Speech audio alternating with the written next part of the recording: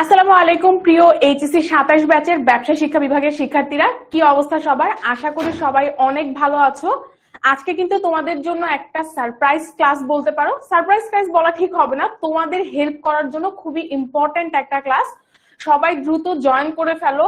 আমাকে হয়তো অনেকে চিনো, আবার অনেকে চিনো না। কে কে জয়েন করছে দেখি। জারিন জয়েন করছে, ওয়ালাইকুম আসসালাম। আচ্ছা, আলহামদুলিল্লাহ, জারিন তাসনিম মনে হয় আমাকে চিনে, আমার নামটা চেনা চেনা লাগতেছে। সাদিয়া জয়েন করছে, আলহামদুলিল্লাহ। তাসফিয়া, আলহামদুলিল্লাহ ভালো আছি, তোমরা কেমন আছো? তোমাদের সাথে অনেক দিন পরে দেখা, অনেক দিন পরে। মানে আমি সেই মনে হয় তোমাদের এসএসসি টাইমে ক্লাস নিয়েছি, এখন তোমরা এসএসসি থেকে এখন তোমরা এইচএসসি স্টুডেন্ট হয়ে গেছো। একটা মেজর চেঞ্জ, স্কুল থেকে কলেজে চলে আসছো। আলহামদুলিল্লাহ ভালো আছি, তোমাদের সাথে দেখা করতে পেরে বা তোমাদের সাথে আজকে আবার ক্লাস নিতে পেরে অনেক ভালো লাগতেছে। ওয়ালাইকুম সালাম। বাকিরা সবাই দ্রুত জয়েন করে ফেলুক। তোমাদের অবস্থা বলো, কলেজ কিরকম যাচ্ছে? একটা লাইফের একটা নতুন ফ্রেজে চলে আসছো, কেমন লাগতেছে? আগে তো স্কুলের ব্যাপারটা গন্ডিটা ছোট ছিল, এখন অনেক দূরে দূরে থেকে একই কলেজে তোমরা পড়তেছো। কি অবস্থা সবার? কলেজটা কেমন যাচ্ছে? কোনো ক্লাব টাবে কি জয়েন করলে কিনা জানাও একটু। আর আমাকে আরেকটা জিনিস জানাও, কে কোথা থেকে জয়েন করেছো। ঠিক আছে, কে কোন কলেজ থেকে, এটা ইজিয়ার হবে। তোমরা যদি কলেজের নামটা লিখো তাহলে তোমাদেরকে চেনা ইজিয়ার হবে। তো সবাই একটু জানাই যে কে কোন কলেজে ভর্তি হয়েছো, তারপরে হচ্ছে অপশনাল সাবজেক্ট হিসেবে কি কি নিয়েছো, টুকটাক একটু কথা বলি। এরপরে আমরা আজকের মোস্ট ইম্পর্টেন্ট পার্ট অর্থায়নের সূচনাতে চলে যাব। ওয়ালাইকুম আসসালাম। ওয়ালাইকুম আসসালাম। আচ্ছা আলমি, এই তো আলহামদুলিল্লাহ ভালো আছি, তুমি কেমন আছো? আচ্ছা, তো তোমাদের তো কলেজ শুরু হয়েছে ভালোই, অনেক টাইমই হয়ে গেল। সেপ্টেম্বরের দিকে শুরু হয়েছে, এখন অক্টোবর মাসের অলরেডি কত, আজকে 7 তারিখ। তারপরে অনেকের কাছে শুনলাম যে আপু এক্সামের ডেটও দিয়ে দিছে, সো খুব ফাস্ট ফাস্ট চলতেছে সবকিছু। আলহামদুলিল্লাহ। আচ্ছা, কলেজ অনেক ভালো লাগে। ওকে, জিসিপিএসসি। সাইমা একটু ফুল ফর্ম লিখো, আমার পক্ষে তো ধরো এতগুলা কলেজের নাম শর্ট ফর্মে বোঝাটা সম্ভব না। আচ্ছা, চিটাগং এ আলহামদুলিল্লাহ ভালো। College boring but 10 minutes exciting, yes. এই জন্য কিন্তু আমাদের পেইড কোর্সে চলে আসতে পারো, আরো এক্সাইটিং ভাবে আমরা পড়াশোনা অলরেডি শুরু করে দিয়েছি। আমরা কিন্তু আমাদের ফাইন্যান্স এবং অ্যাকাউন্টিং এ, তোমরা হয়তো অনেকেই জানো যে আমরা প্রথমবারের মতো, this is the very first time, আমরা এইচএসসির যে content, HSC first year second ইয়ারের যে পড়াশোনা, ইন্টারের যে পড়াশোনা, সেটা নিয়ে কিন্তু আমরা আমাদের অনলাইন ব্যাচ নিয়ে আসছি, যেখানে আমরা তোমাদেরকে 8 থেকে 10 মাসের মধ্যে পুরো এইচএসসি সিলেবাস কমপ্লিট করাবো। এবং তোমাদের মানে অনেক ফ্রেন্ডরা ভর্তি হয়ে গিয়েছে, আমাদের কিন্তু অক্টোবর মাসের 5 তারিখ থেকে পেইড ব্যাচের ক্লাসও শুরু হয়ে গিয়েছে। তো যদি পিছায় পড়তে না চাও, তোমরা কিন্তু আমার এই লাইভের পিন কমেন্টে একটা লিংক পেয়ে যাবে, যেটা হচ্ছে আমাদের ফাইন্যান্স কোর্সের লিংক। তো তোমরা সেখানে অ্যাডমিট হয়ে যেতে পারো। এবং অল্প কয়েকটা ক্লাস হয়েছে, 2টা 3টা, তো 2টা 3টা ক্লাস কিন্তু তোমরা রেকর্ড ক্লাস থেকে কভার করে নিতে পারবে, আর বাকিগুলোতে একদম ডাইরেক্ট লাইভ ক্লাস করতে পারবে। আচ্ছা আপু, এর কি, আচ্ছা একটু দেখি কতক্ষণ ধরে হবে। আচ্ছা, এই ক্লাস কতক্ষণ ধরে হবে? এই ক্লাস মোটামুটি 1.5 ঘন্টার মতো হবে আপু। তোমাদের সাথে মোটামুটি 9টা 30 পর্যন্ত আছি, এই চ্যাপ্টারটা খুব ভালো মতো বুঝবো। আর তোমাদের মধ্যে থেকে যারা যারা সায়েন্সের আছো, নতুন কমার্সে আসছো, এমনরা কিন্তু আমাকে একটু মেসেজ দাও, আমি একটু দেখি যে কয়জন সায়েন্স থেকে আসছো। আচ্ছা, একজন আমি দেখতেছি ইংলিশ ভার্সনেরও আছে, হ্যাঁ, নাবিদুল ইসলাম। আচ্ছা হ্যাঁ, আমরা ক্লাস শুরু করে দিব খুব দ্রুত। তো যেটা বলছিলাম যে তোমাদের কিন্তু আমাদের পেইড ব্যাচের ক্লাস অলরেডি শুরু হয়ে গিয়েছে, তো তোমরা যারা যারা ভর্তি হতে চাও পিন কমেন্ট দেখতে পারো। আচ্ছা, আমার কি ক্লাস করা লাগবে? আচ্ছা, তোমার কি ক্লাস করা লাগবে কিনা? আচ্ছা, এটা হচ্ছে বেসিক্যালি তোমাদের বাংলা ভার্সনে, ঠিক আছে? কারণ তুমি হয়তো ইংলিশ ভার্সনে এইটারই ইংলিশটা পড়বা, অর্থায়নের সূচনা হচ্ছে ধরো ইন্ট্রোডাকশনটা পড়বা, তুমি এটারই ইন্ট্রোডাকশন টু ফাইন্যান্স পড়বা। সো তোমার বাংলাতে তুমি যদি বুঝতে চাও, তুমি অবশ্যই ক্লাসটাতে থাকো, তুমি বুঝতে পারবা যে অর্থায়নটা কি, ফাইন্যান্স বলতে কি বোঝায়। আর আদারওয়াইজ এরপরে কিন্তু তোমাকে তোমার ইংলিশ ভার্সনের করেও পড়তে হবে। আচ্ছা, সো এখন প্রথম কথা হচ্ছে, অনেক কিছু বলে ফেললাম, আমার পরিচয়টা একটু দেই। যারা আগে আমার ক্লাস করেছো তারা অলরেডি চিনো, যারা করনি ক্লাস, এই প্রথমবার আমার ক্লাস করছো, আমার নাম হচ্ছে ফাইজা তাসনিম। আমি বর্তমানে পড়াশোনা করছি ঢাকা বিশ্ববিদ্যালয়ের মার্কেটিং ডিপার্টমেন্টের 4র্থ বর্ষে। হোপফুলি আমার এই বছরই বিবিএ শেষ হয়ে যাবে, আমার এই মাসের 20 তারিখ থেকেই ফাইনাল, 4th ইয়ারের ফাইনাল, এবং তারপরে ইন্টার্নশিপ সহ সব মিলে আমি আশা করছি এই বছর আমার বিবিএ শেষ হয়ে যাবে। এছাড়া আমার কলেজ কোনটা ছিল? আমার কলেজ ছিল হচ্ছে আদমজি ক্যান্টনমেন্ট কলেজ, অ্যাজ আমি ঢাকায় থাকি মিরপুরে।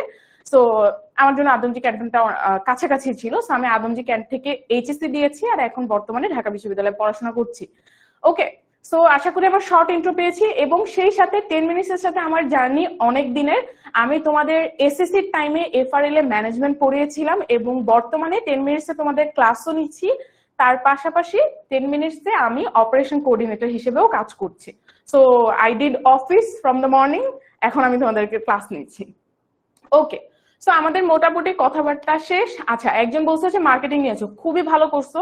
অ্যাজ আমি দেখতে পাচ্ছি যে তুমি আচ্ছা নিয়াজি, তুমি হচ্ছে আমার ফাইন্যান্স ক্লাস করতেছো, সো হোপফুলি আমি বিশ্বাস করি তুমি 3rd সাবজেক্ট ফাইন্যান্স নিয়েছো, 4th সাবজেক্ট মার্কেটিং নিয়েছো। This is one of the best choice যদি তুমি দুইটাই পড়ো। হয়তো অনেকের মনে হতে পারে যে একটু প্যারা লাগবে, বাট ট্রাস্ট মি, তুমি লং টার্মে এখান থেকে অনেক কিছু জানবে। ধরো ছোটখাটো আশেপাশের ভূগোল টুগোল নিয়ে আসলে তুমি টেম্পোরারি জিনিস জানবে, বাট তোমার কিন্তু তোমার সাবজেক্ট, তোমার বিবিএ, তোমার বিজনেস স্টাডিজ এর জন্য তোমার কিন্তু মার্কেটিংটাও জানা আবশ্যক।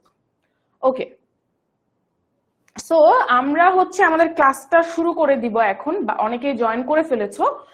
এখানে আমি হচ্ছে জানাতে বলছিলাম যে কারা কারা সায়েন্সের, আমি তেমন কোনো কমেন্ট দেখলাম না যে আপু আমি সায়েন্সের। আমাকে একটু জানো আমি ক্লাসটা শুরু করার আগে, তাহলে আমি বুঝবো যে কারা কারা সায়েন্সের আছো। কারণ সায়েন্সের জন্য কিন্তু প্রথম 2-3টা মাস একটু ডিফিকাল্ট। হ্যাঁ, তোমাদের ইকোনমিক্সও আছে অপশনাল হিসেবে। ওকে, আচ্ছা, সো আমি তেমন কোনো কমেন্ট দেখতে পাচ্ছি না আপু, আমার ফার্স্ট টাইম ফাইন্যান্সের ক্লাস। ওকে, সাব্বিরকে পেলাম। সো সাব্বির হচ্ছে প্রথমবারের মতো ফাইন্যান্স বুঝতেছে। সো সাব্বির, অবশ্যই তোমাকে 9:30 পর্যন্ত আজকে থাকতে হবে এবং লাস্টে আমাকে জানাবে। আমি এই জন্যই সায়েন্সদের খুঁজছিলাম যে তোমরা যদি বুঝে যেতে পারো, কমার্স যারা আগে পড়ছে তাদের জন্য আরো ইজি হবে। ঠিক আছে, অপশনাল অর্থনীতি। ওকে, অর্থনীতিও ভালো, ইকোনমিক্স অনেক ভালো, বর্তমানের যুগে ইকোনমিক্স অনেক ভালো, বাইরেও অনেক বেশি ডিমান্ড। আচ্ছা, সাইমা আছে, সাইমা আছে সায়েন্স থেকে। আমি 2-3 জনকে এই পর্যন্ত দেখতেছি। আপু আমি সায়েন্স থেকে। আচ্ছা, মারিয়া আছে সায়েন্স থেকে। তোমরা সাইমা, মারিয়া, আরেকজন আমাকে বলছে যে সায়েন্স থেকে। ওকে, এশাও সায়েন্স থেকে। তার মানে আমাদের এখানে যারা আছো অনেকেই সায়েন্স থেকে আছো, তো তোমরা একটু ভালো মতো মনোযোগ দিও। আপু যদি 4th সাবজেক্ট ভূগোল নেই তাহলে কি? আচ্ছা, আমি কমেন্টটা পুরোটা দেখতে পাইনি, কোনো সমস্যা হবে না। অর্থনীতি নিছো তাতেও না, কোনো রকমের সমস্যা হবে না। যারা ফাইন্যান্স মার্কেটিং বোথ নিছো তারাও ওকে, যারা ইকোনমিক্স অথবা ভূগোল নিছো তারাও ওকে। কিন্তু যদি মার্কেটিং নাও তাহলে ধরো তুমি বিজনেসের ব্যাপারে জানবে, মার্কেটিং এর সেক্টরটা আগে থেকে জানা থাকবে, না হলে তোমাকে বিবিএ তে জানা লাগবে। কোনো তেমন কোনো সমস্যা নেই। তোমাদেরকে আমার কাহিনী বলি একটু। আমি হচ্ছে এইচএসসি তে আমার কিন্তু মার্কেটিং ছিল না, কিন্তু আমি কিন্তু এখন মার্কেটিং এ মেজর, আমি মার্কেটিং এর উপর বিবিএ করতেছি। আপু মার্কেটিং এর জন্য কোন বই ভালো হবে? জাহিদ এন্ড জুবাইদার বইটা ভালো। সো আমি কিন্তু মার্কেটিং এ মেজর করতেছি, সো কোনো সমস্যা নেই। ইন্টারে পড়লে ভালো, না পড়লেও তুমি পরে কভার আপ করতে পারবে। ওকে, আর কথা না বাড়িয়ে আমরা আমাদের আজকের পড়াশোনায় চলে যাই। ফাইন্যান্স এবং ব্যাংকিং তোমাদের আজকের সাবজেক্ট হচ্ছে ফাইন্যান্স, এবং আমরা পড়বো হচ্ছে ফাইন্যান্স এবং ব্যাংকিং এর প্রথম চ্যাপ্টারটা। ঠিক আছে, আমরা তো অলরেডি তোমরা সবাই বই কিনে ফেলেছো যারা ফাইন্যান্স নিয়েছো। আমরা জানি যে আমাদের হচ্ছে 2টা পেপার আছে, রাইট? এইটার মধ্যে ফাইন্যান্সটা হচ্ছে আমাদের প্রথম পত্র, যেখানে শুধুমাত্র ফাইন্যান্স নিয়ে কথাবার্তা অথবা অর্থায়ন নিয়ে কথাবার্তা। ঠিক আছে, আর ব্যাংকিং এবং বীমাটা হচ্ছে তোমাদের দ্বিতীয় পত্র। সো ফাইন্যান্স, ব্যাংকিং এবং বীমার মধ্যে ফাইন্যান্সটা তোমাদের প্রথম পত্র, ব্যাংকিং এবং বীমাটা তোমাদের দ্বিতীয় পত্র। এখন এই প্রথম পত্রে তোমার মেজরিটি হচ্ছে ম্যাথ। ঠিক আছে, এবং ম্যাথ গুলাও খুব সহজ। আমরা খুব সুন্দর মতো তোমাদেরকে ম্যাথ শিখাবো। আমাদের পেইড ব্যাচে অলরেডি আমাদের সব প্রপার প্ল্যান রেডি, যে কিভাবে তোমাদেরকে ফর্মুলা মনে রাখানো যায়। সো প্রথম পত্রে হচ্ছে তুমি বলতে পারো যে 80% বললে ভুল হবে, যে 70%ই হচ্ছে তোমার ম্যাথ রিলেটেড পড়াশোনা। ম্যাথের চ্যাপ্টার গুলোতে থিওরি আছে যেগুলো থেকে এমসিকিউ আসে, বাট দেখা যায় যে সিকিউ কিন্তু তোমার 70% আসে হচ্ছে তোমার গ ঘতে, এগুলোতে ম্যাথই আসে ওইসব চ্যাপ্টার থেকে। আর ব্যাংকিং এবং বীমাতে তুমি বলতে পারো 97 to 98% হচ্ছে তোমার থিওরি, একদম পিওর থিওরি। তোমাকে যারা থিওরিতে ভালো তারা এই সেকেন্ড পেপারে অনেক বেশি ভালো করবা। এখানে আমরা জানি হচ্ছে ব্যাংক কাকে বলে, ব্যাংকে কি হয় না হয়, তারপরে হচ্ছে বীমা কি, ইন্স্যুরেন্স কি, এই টাইপের জিনিসগুলো আমরা পড়বো। ঠিক আছে, সো ফাইন্যান্সে তোমার অধ্যায় আছে হচ্ছে টোটাল 9টা। ঠিক আছে, টোটাল 9টা অধ্যায়। এর মধ্যে প্রথম 2টা অধ্যায় হচ্ছে পিওর থিওরি। এর মধ্যে 2টা অধ্যায় তোমার থিওরি প্রথমগুলা, বাকি 7টা অধ্যায়ে তোমাকে প্রচুর ম্যাথ করতে হবে এবং ম্যাথ করার পাশাপাশি তোমাকে অনেক বেশি প্র্যাকটিসও করতে হবে। সো আমরা আশা করি ফাইন্যান্স ফার্স্ট পেপারের একটা ওভারভিউ পেয়েছি, যে চ্যাপ্টার টোটাল হচ্ছে 9টা, এটার মধ্যে 2টা হচ্ছে থিওরির আর 7টা হচ্ছে ম্যাথের। ঠিক আছে, আর প্রথম চ্যাপ্টারটাই হচ্ছে আমাদের আজকের টপিক, অর্থায়নের সূচনা। তার মানে ইন্ট্রোডাকশন টু ফাইন্যান্স, একদম ফাইন্যান্স কি আমরা এখান থেকে পড়বো। এই চ্যাপ্টার যারা ভালো মতো বুঝবা তারা জানবা যে বাকি চ্যাপ্টার গুলো আমরা কেন পড়ছি। ঠিক আছে, ফাইন্যান্স তোমার অর্থায়ন কি বোঝার পরে তুমি বুঝবা কোথা থেকে অর্থায়ন করব, কোথা থেকে টাকা আনবো। এই জিনিসটা বোঝার জন্য কিন্তু তোমাকে অর্থায়ন সূচনা চ্যাপ্টারটা ভালো করে পড়তে হবে। আচ্ছা ওকে, চলে যাই হচ্ছে আমাদের আজকের সাবজেক্ট, আজকের চ্যাপ্টারটাতে কি কি টপিক থাকবে। আমি তোমাদেরকে টপিক ওয়াইজ একটা ব্রেকডাউন দিচ্ছি যে আসলে এখান থেকে কোন জায়গাগুলো থেকে এমসিকিউ আসে, কোন জায়গাগুলো থেকে সিকিউ আসে। সো প্রথম কথাই হচ্ছে আজকের চ্যাপ্টারে আমরা একদম বেসিক পড়বো, অর্থায়ন কি, অর্থায়ন কত প্রকারের হয়, অর্থায়নে কি কি নীতি আছে, অর্থায়ন করার আমাদের লক্ষ্যটা কি, এই টাইপের জিনিসগুলো পড়বো। ঠিক আছে, আচ্ছা নিয়াজির হচ্ছে ফার্স্ট চ্যাপ্টার পড়া শেষ, তাহলে কিন্তু তুমি আমাদের এই যে 1-1.5 ঘন্টার যে আলোচনাটা এটা কিন্তু ইজিলি রিলেট করতে পারবা বইয়ের সাথে।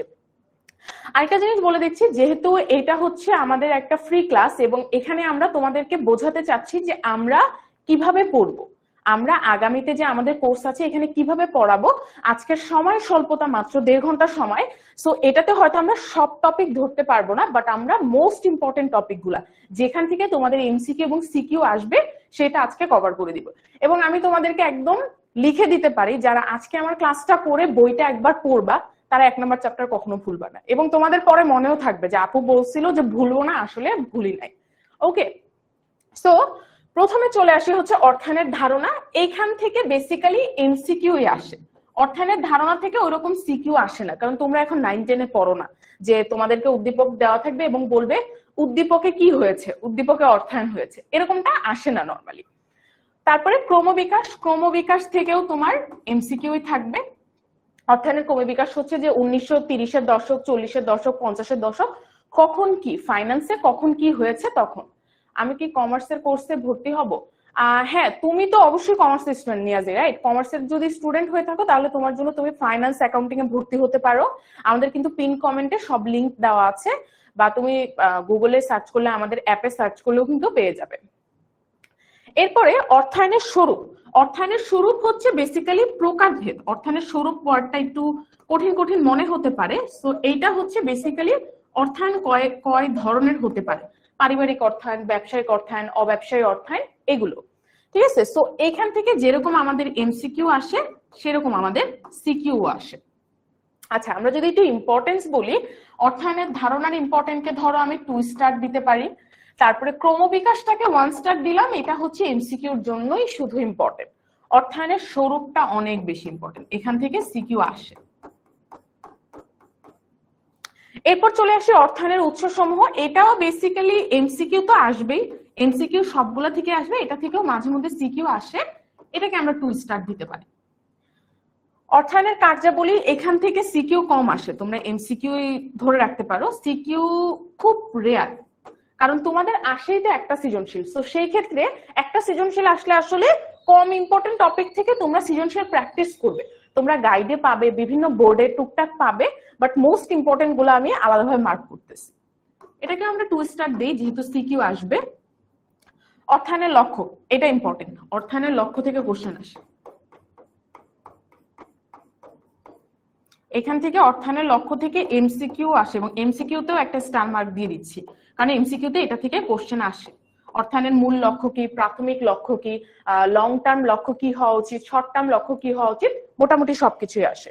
অর্থায়নের নীতিসমূহ আজকের হয়তো one of the important topic, এইটা এমসিকিউর জন্য যেমন ইম্পর্টেন্ট, সিকিউর জন্য তার থেকে কয়েক হাজার গুণ বেশি ইম্পর্টেন্ট। সো এখানে আসলে আমি dot dot dot dot dot dot dot দিয়ে একটা স্টার দিলাম, কজ অনেক বেশি ইম্পর্টেন্ট। ঠিক আছে, এইটা পড়লে, এই যে কে যেন, হ্যাঁ নিয়াজি হচ্ছে বলছে ফ্যামিলি ফাইন্যান্স, গভর্নমেন্ট ফাইন্যান্স, হ্যাঁ পারিবারিক অর্থায়ন, সরকারি অর্থায়ন, তারপরে বেসরকারি অর্থায়ন, অনেক রকমের অর্থায়ন আছে। তারপরে অর্থায়নের নীতিসমূহ খুব বেশি ইম্পর্টেন্ট। ব্যষ্টিক অর্থনীতি, সামষ্টিক অর্থনীতি মোটামুটি একটু এমসিকিউর জন্য ইম্পর্টেন্ট। সামাজিক দায়বদ্ধতা, এখান থেকে সিকিউ আসে মাঝে মধ্যে। ঠিক আছে, সিকিউ এটাও দিতে পারো 2 স্টার। ওকে, সো আমরা আজকের চ্যাপ্টারে বা প্রথম চ্যাপ্টারে তোমাদের এইটা হচ্ছে কন্টেন্ট।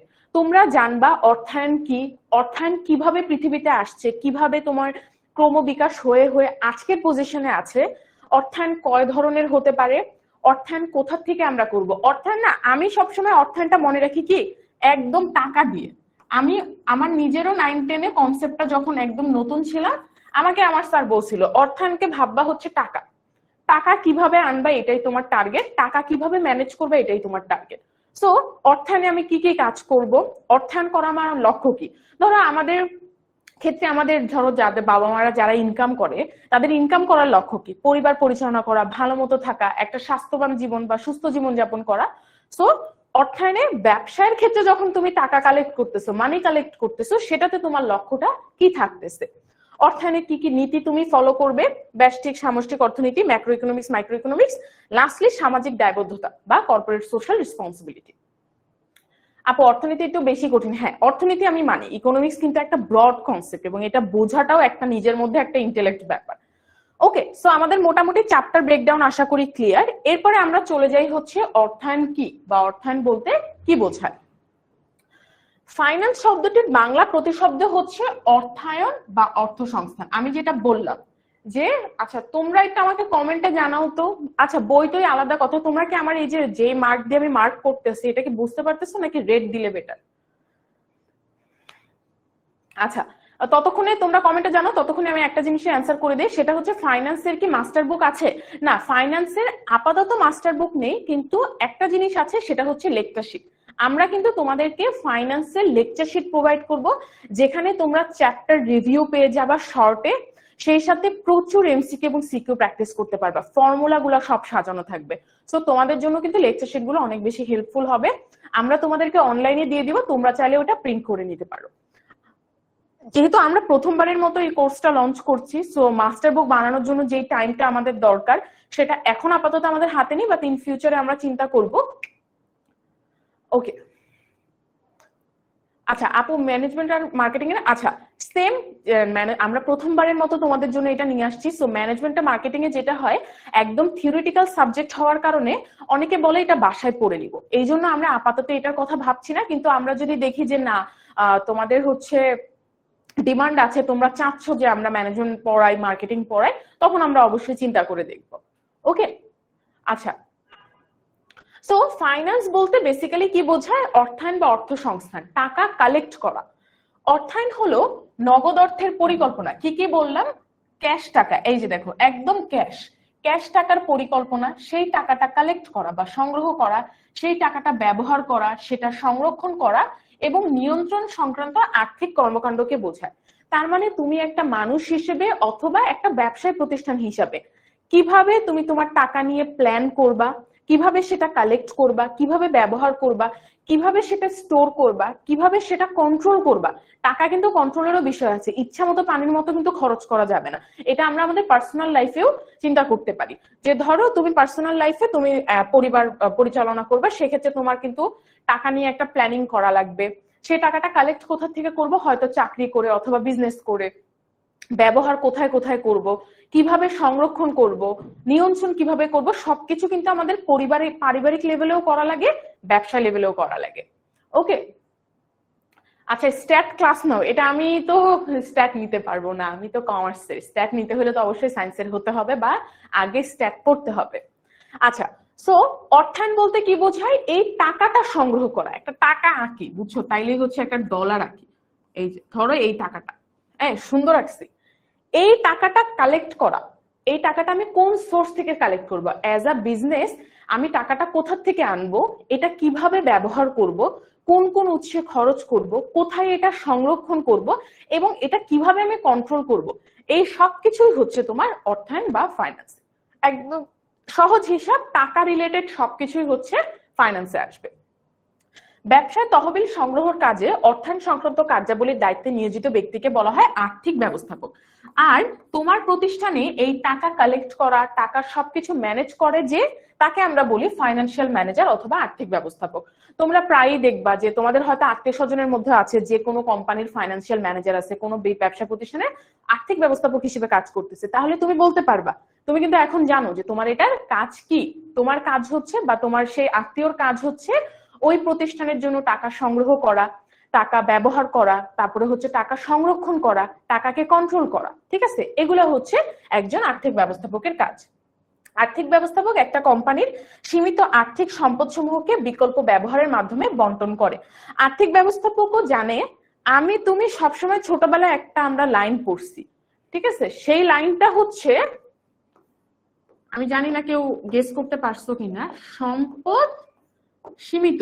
আমাদের লাইনটা হচ্ছে সম্পদ সীমিত। সেরকমই আমার প্রতিষ্ঠানে কিন্তু টাকাও সীমিত। আমার প্রতিষ্ঠানে কি আনলিমিটেড টাকা আছে? নাই। যে কারো প্রতিষ্ঠানে আনলিমিটেড টাকা থাকে না। আমাদের পার্সোনাল লেভেলেও কিন্তু আমাদের চলার জন্য একটা নির্দিষ্ট পরিমাণ টাকার দরকার হয়। তাহলে একজন আর্থিক ব্যবস্থাপক কি করে? একটা প্রতিষ্ঠানের অল্প টাকার মধ্যে কিভাবে অনেক ভালোভাবে ব্যবসাটা চালানো যায় এই জিনিসটা এনশিওর করে। এটা করাই হচ্ছে তার মেইন কাজ। আচ্ছা, ওকে। সো আশা করি আমরা অর্থায়ন জিনিসটা বুঝতে পারছি। আমরা বেসিক্যালি অর্থায়নে কি করব? টাকা সংগ্রহ করব, সেটা ঠিকঠাক মতো ব্যবহার করব, আগামীতে সেটা কিভাবে আরো বাড়ানো যায় সেই পরিকল্পনা করব। তোমরা যারা কমেন্ট করতেছো, আচ্ছা আমাকে একটু দ্রুত জানাও, একদম খুব দ্রুত, আপু অর্থায়ন কি জিনিসটা আমরা বুঝতে পারছি। আচ্ছা আপু, ইউনিভার্সিটিতে কমার্সে স্ট্যাটিক্সে কোন সাবজেক্ট, কমার্সে স্ট্যাটিক্সে কোন সাবজেক্ট থাকে? আচ্ছা, কমার্সে তো বেসিক্যালি স্ট্যাটিক্স নেই। এইটা হচ্ছে আপু, আমি কি ভূগোল নিলে তাহলে কি অ্যাডমিশনে কোনো সমস্যা হবে? নো নো নো, অ্যাডমিশনে কোনো সমস্যা হবে না। কারণ অ্যাডমিশনের নিয়ম হচ্ছে you will answer either finance. Dhaka ইউনিভার্সিটিতে তুমি আইদার ফাইন্যান্স অ্যান্সার করবা, না হলে মার্কেটিং অ্যান্সার করবা ইন অ্যাডমিশন টেস্ট। সো যারা ফাইন্যান্স পড়তেছো ফাইন্যান্স অ্যান্সার করবা, যারা মার্কেটিং পড়তেছো মার্কেটিং অ্যান্সার করবা, যারা দুইটাই পড়তেছো তোমরা একটা সিলেকশন অপশন পাবা। যখন তোমরা এইচএসসি দেওয়ার পর যখন অ্যাডমিশনের প্রিপারেশন নিবা, you will get a selection option যে তুমি কোনটা অ্যান্সার করতে চাও। আচ্ছা, একজন বলছে বুঝি নাই। জারিফ, আমি তাহলে আরেকবার তোমার জন্য একটু বুঝাই যে অর্থায়ন কি। অর্থায়ন হচ্ছে একটা ব্যবসায় প্রতিষ্ঠান অথবা যে কোনো প্রতিষ্ঠানের জন্য টাকা কালেক্ট করা, সেই টাকাটা কিভাবে ব্যবহার করব সেটা নিয়ে প্ল্যানিং করা। আচ্ছা, কয়েকজনই বলছো বুঝি নাই, সো আমি আরেকবার একটু বুঝাচ্ছি। অর্থায়ন জিনিসটা হচ্ছে তোমার একটা প্রতিষ্ঠান অথবা ব্যবসায় প্রতিষ্ঠানের জন্য টাকা সংগ্রহ করবা। কি সংগ্রহ করবা? এই যে টাকা সংগ্রহ করবা। কোথা থেকে সংগ্রহ করবা? তুমি ব্যাংক থেকে লোন নিতে পারো, তুমি আত্মীয় স্বজন থেকে লোন নিতে পারো, তোমার পার্সোনাল সেভিংস থাকতে পারে, তারপরে আরো অনেক সোর্স থাকতে পারে।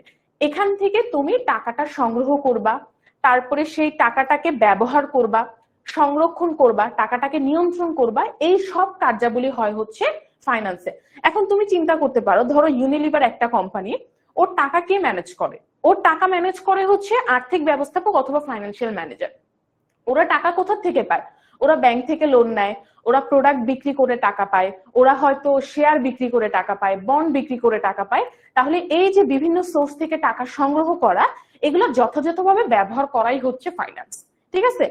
আমার বলে না যে আমি আমার পার্সোনাল ফাইন্যান্সে খুব কি বল উইক, তার মানে কি তুমি তোমার টাকা ম্যানেজ করতে খুব উইক, ঠিক আছে? তো আশা করি এবার বুঝতে পারছো, এবং আরেকটু টাইম নেই, আমরা আরো সামনে কন্টেন্ট আছে, ওগুলোতে আমরা আরো ক্লিয়ার হব।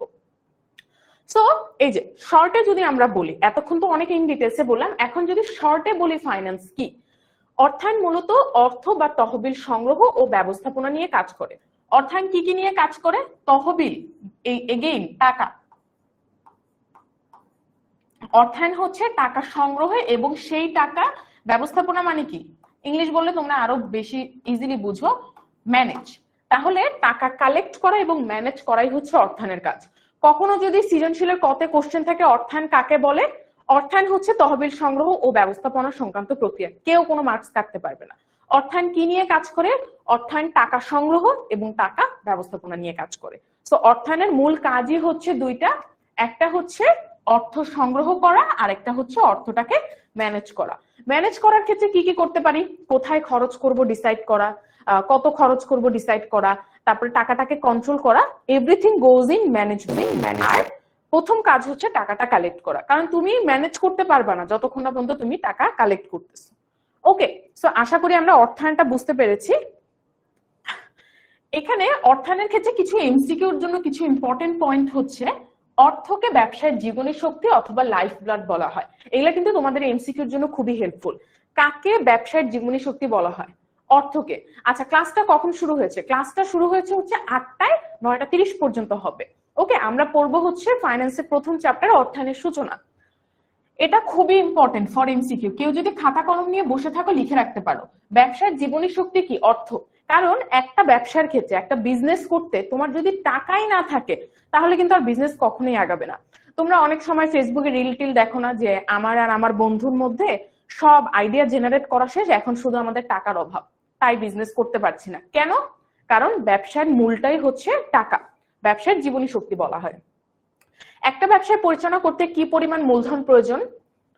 প্রথম পয়েন্ট, কি পরিমাণ টাকা তোমার লাগবে, কোন কোন উৎস থেকে সেই টাকা তুমি সংগ্রহ করবে, কিভাবে বিনিয়োগ করলে ব্যবসার মুনাফা সবচেয়ে বেশি হবে, সে সকল বিষয়ে পরিকল্পনা প্রণয়ন ও বাস্তবায়নই হচ্ছে অর্থায়নের কাজ।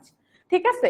সো একটা ব্যবসায় করার জন্য তোমার কি পরিমাণ টাকা লাগবে, সেই টাকাটা তুমি কোথা থেকে কালেক্ট করবে এবং সেই টাকাটা ব্যবহার করে কিভাবে সবচেয়ে ভালো মুনাফা অর্জন করতে পারে, অথবা বেস্ট কিভাবে বিনিয়োগ করলে তোমার মুনাফা সবচেয়ে উপরে হবে, এই সব কিছু যাচাই বাছাই করে ডিসিশন নেয় হচ্ছে অর্থায়ন।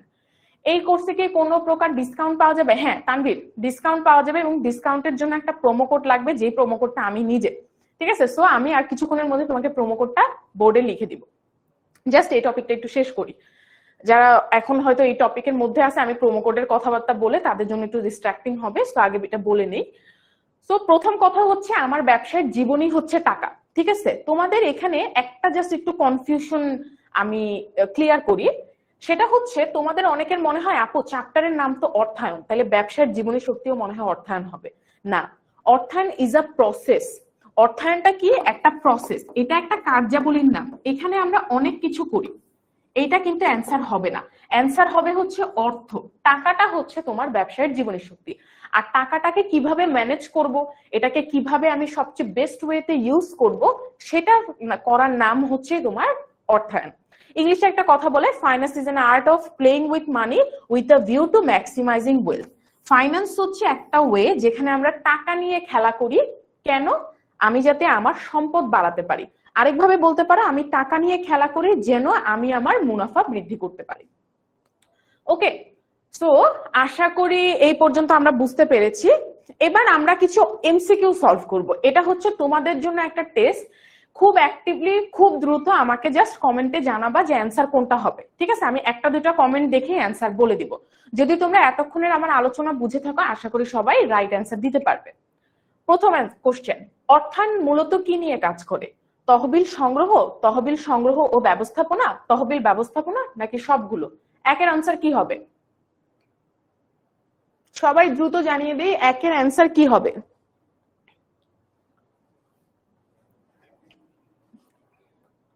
সবাই দ্রুত কমেন্ট করি, শুধু শুধু কথা বলবে। আচ্ছা, এই আমি কিন্তু এমসিকিউ সলভ করতে দিছি, শুধু শুধু কথা বলবো না, আমরা এমসিকিউর অ্যান্সার বলবো। দ্রুত দ্রুত সবাই একটু দ্রুত আমরা জানাই। ওকে, বি এ বি, লামিয়া বলছে বি, জারিফ বলছে হচ্ছে এ। ওকে, বি বি বি বি। এখানেই একটা কনফিউশন, এটা একটা বোর্ডের কোশ্চেন ছিল। অ্যান্সার আমি বলে দিচ্ছি, অ্যান্সার হবে হচ্ছে ডি। খেয়াল করো, তোমাদের অ্যান্সার ঠিক আছে, তোমরা যারা অ্যান্সার বলছো অ্যান্সার কিন্তু ভুল না, কিন্তু কোশ্চেনটা একটু ট্রিকি ছিল। তহবিল সংগ্রহ, তুমি কি বলতে পারবা অর্থায়ন কি তহবিল সংগ্রহ নিয়ে কাজ করে না? এই কথা কি বলা যাবে? বলা যাবে না। অর্থায়ন তহবিল ব্যবস্থাপনা নিয়ে কাজ করে না, এই কথা কি বলা যাবে? বলা যাবে না। এটাও করে। এখানে কোশ্চেনটা একটু ট্রিকি, সেটা হচ্ছে সবগুলাই হবে অ্যান্সার। তহবিল সংগ্রহ করে, তহবিল সংগ্রহ ব্যবস্থাপনা লাইনটাও ঠিক আছে, তহবিল ব্যবস্থাপনা লাইনটাও ঠিক আছে, তোমাদের অ্যান্সার ঠিক আছে। কিন্তু এখানে কোশ্চেনটা ট্রিকি ছিল যে সবগুলো অপশনেরই রাইট অ্যান্সার আছে। এরপরে চলে যাই হচ্ছে 2 নম্বরে, সাধারণ অর্থে অর্থায়ন কি? আমি তো এটা বলে নেই। সাধারণ অর্থ বলতে ইন জেনারেলে তুমি কি বুঝো? অর্থায়ন বা ফাইন্যান্সিং বলতে নরমালি তুমি কি বুঝো? অর্থ সংগ্রহ করা, অর্থ ব্যবহার করা, অর্থ নিয়ন্ত্রণ করা, নাকি অর্থের বিনিয়োগ? 2 নম্বরের অ্যান্সার কি হবে? সবাই এবার 2 এর অ্যান্সার দেওয়া শুরু করি। আর অ্যান্সার দেওয়ার সময় তোমাদেরকে আমি একটা ট্রিক্স বলি, এটা বললে হয় কি, তোমরা পরেও যখন অনলাইন ক্লাস করবে এটা তোমাদের জন্য অনেক সুবিধা হবে। যত নাম্বারের অ্যান্সার বলতেছে আমাদের সবসময় এখানে এমসিকিউ নাম্বার দেওয়া থাকবে। এমসিকিউ নাম্বার দিয়ে এ বি হলে বি বলবা, এ হলে এ বলবা, ডি হলে ডি বলবা, সি হলে সি বলবা, কারণ অনেকগুলো এমসিকিউ সলভ করাইছো একসাথে, একটু পাজলড হয়ে যায় যে যখন তুমি এবিসিডি শুধু বলো। আচ্ছা সি এ, আচ্ছা দুইটা অ্যান্সার আমি পেয়েছি, এবার দেখি অ্যান্সার কত হবে। অ্যান্সার হবে হচ্ছে এ, কারণ অর্থায়ন বলতে আমরা প্রথমত বুঝি হচ্ছে টাকা কালেক্ট করা, ঠিক আছে? অর্থায়ন, অর্থ আনা। এই যে তোমাদের আরেকটা জিনিস বলে, অর্থায়ন মানে কি, এটা অথেন্টিক না বাট মনে রাখতে পারবে। অর্থায়ন হচ্ছে অর্থ আনয়ন, প্রথম কাজই হচ্ছে, কখনো যদি কেউ জিজ্ঞেস করে অর্থায়নের মাধ্যমে আমরা কি করি, অর্থ আনয়ন করি বা অর্থ আনা। সবচেয়ে ইজিয়েস্ট যদি আমি ভাগ করে বলি হোয়াট ইজ অর্থায়ন, হোয়াট ইজ ফাইন্যান্সিং, সেটা হচ্ছে অর্থ আনয়ন বা তহবিল সংগ্রহ করা। যারা এ অ্যান্সার দিয়েছে সবার অ্যান্সার ঠিক আছে।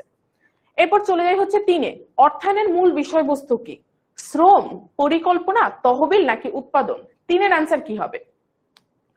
ওকে, আমার একটা জিনিস ভালো লাগছে, তনিম এবং সৃজন হচ্ছে এখন হচ্ছে যে 2 দিয়ে লিখছে, এটা হোপফুলি এটা আমার বলার পর করেছে, আর আগে থেকে জানলে তো আলহামদুলিল্লাহ।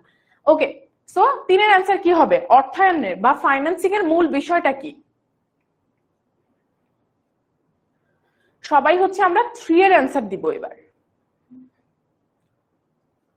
ওকে, মাহির অ্যান্সার ঠিক আছে, এরপরে বাকিরা 3-এর অ্যান্সার।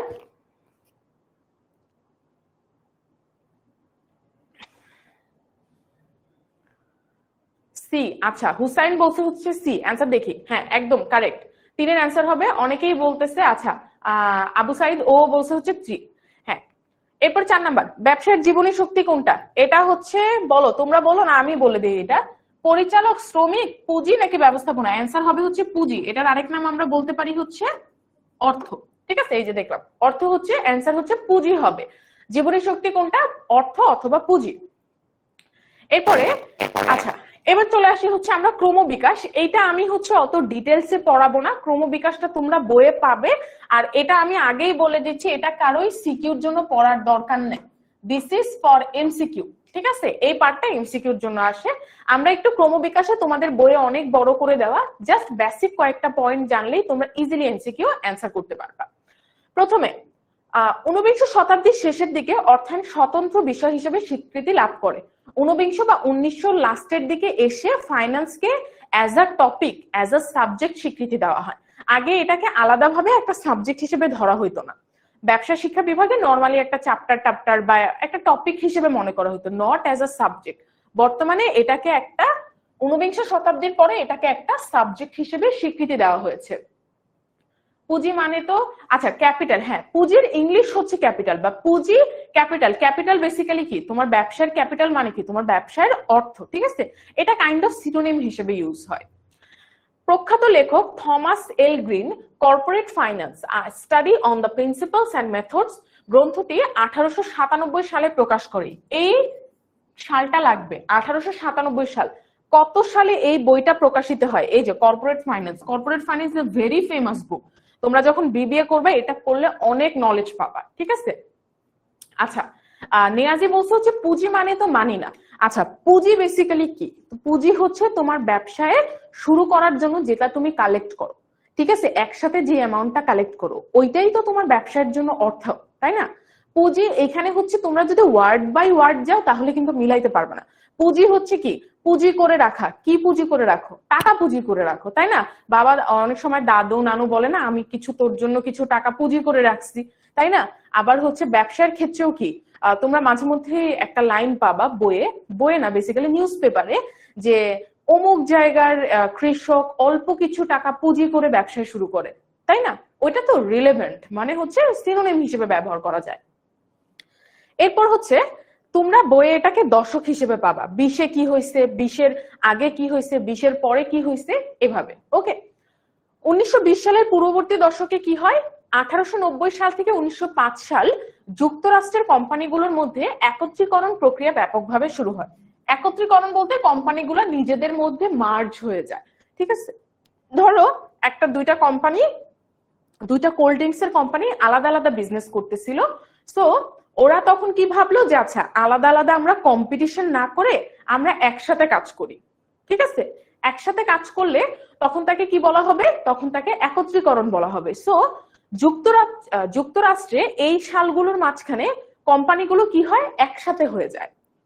1920-এর দশকে 1920 থেকে 21 সালে পণ্যের মূল্য অনেক বেশি পড়ে যায়। আর্থিক ব্যবস্থাপকদের কোম্পানির আর্থিক কাঠামো এবং তারল্য ব্যবস্থাপনার দিকে বেশি গুরুত্ব প্রদান করতে হয়। ঠিক আছে, এগুলো জাস্ট ইন জেনারেল তোমাদের জানার জন্য।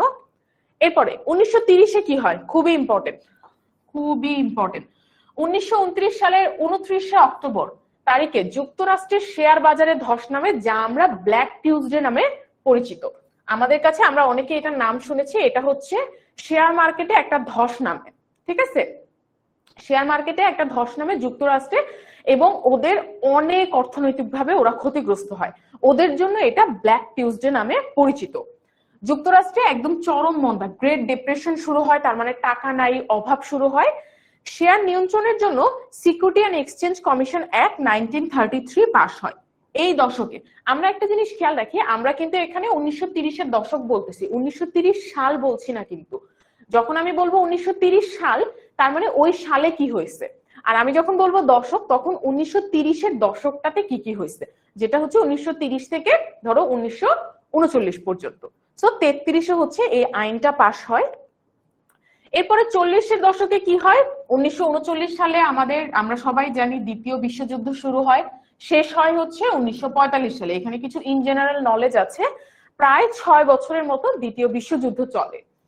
1950-এর দশকে কি হয়, সনাতন দৃষ্টিভঙ্গি পরিবর্তন হয়। সনাতন তো আমরা বুঝি মানে গতানুগতিক যে একটা দৃষ্টিভঙ্গি থাকে বা ট্রেডিশনাল যে দৃষ্টিভঙ্গি থাকে, 1950-এর দশকে এসে এই ট্রেডিশনাল দৃষ্টিভঙ্গিটা বিঘ্নিত হয় এবং একটা নতুন দৃষ্টিভঙ্গি তৈরি হয়।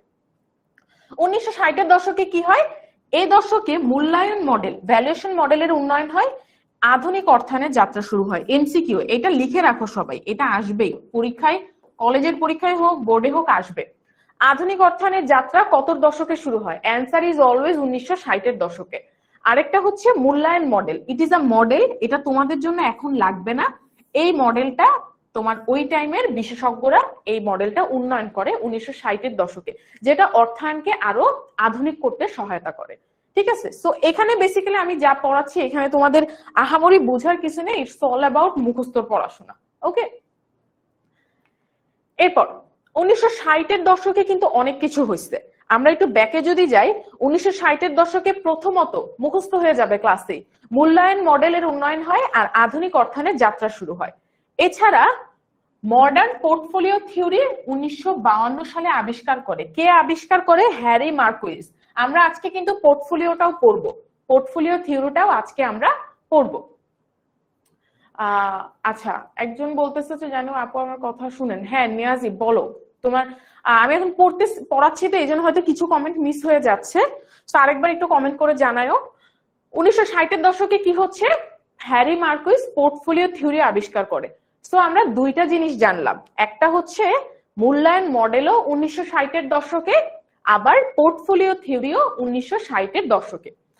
1938 সালে জে বি উইলিয়াম মূল্যায়ন সম্পর্কে ধারণা দেন এবং পরবর্তীতে মাইরন জে গর্ডন 1962 সালে এই মডেল আরো উন্নয়ন করেন। খুব বেশি ইম্পর্টেন্ট না এটা। 50 দশকের শেষের দিকে এবং 60-এর দশকের শুরুর দিকে মিডিগ্লিয়ানি এবং মিলার ঋণ নীতি ও লভ্যাংশ নীতি প্রবন্ধ রচনা করেন। আরো কিছু প্রবন্ধের কথা বলা আছে। আচ্ছা কিন্তু আচ্ছা আমার নেটওয়ার্ক সমস্যা করছে, আচ্ছা আমি একটু দেখছি বিষয়টা, নেটওয়ার্ক তো সমস্যা। ওকে আমি একটু দেখছি।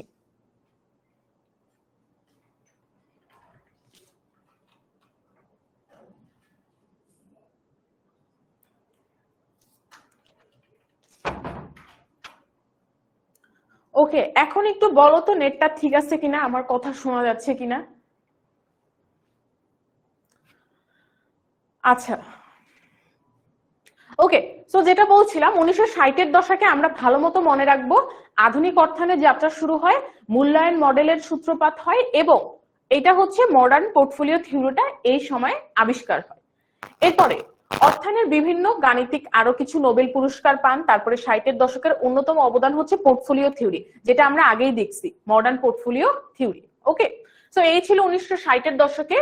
এরপরে হ্যারি মার্কুইজ যে হচ্ছে তোমার এই মূল্যায়ন মডেল তৈরি করে, মূলধন সম্পত্তি মূল্যায়ন ধারণাটা, এখানে আরো কিছু কথা আছে, এগুলো হচ্ছে একদম থিওরিটিক্যাল, এই জন্য আমি এগুলো ওইভাবে বলতেছি না, কারণ তোমাদেরকে আজকে বেসিক্যালি আমরা পড়াতে চাচ্ছি হচ্ছে অর্থায়ন বলতে কি বোঝায়। তোমরা বইয়ে টুকটাক থিওরি পাবা, আমি মোস্ট ইম্পর্টেন্ট গুলো অলরেডি বলে দিয়েছি।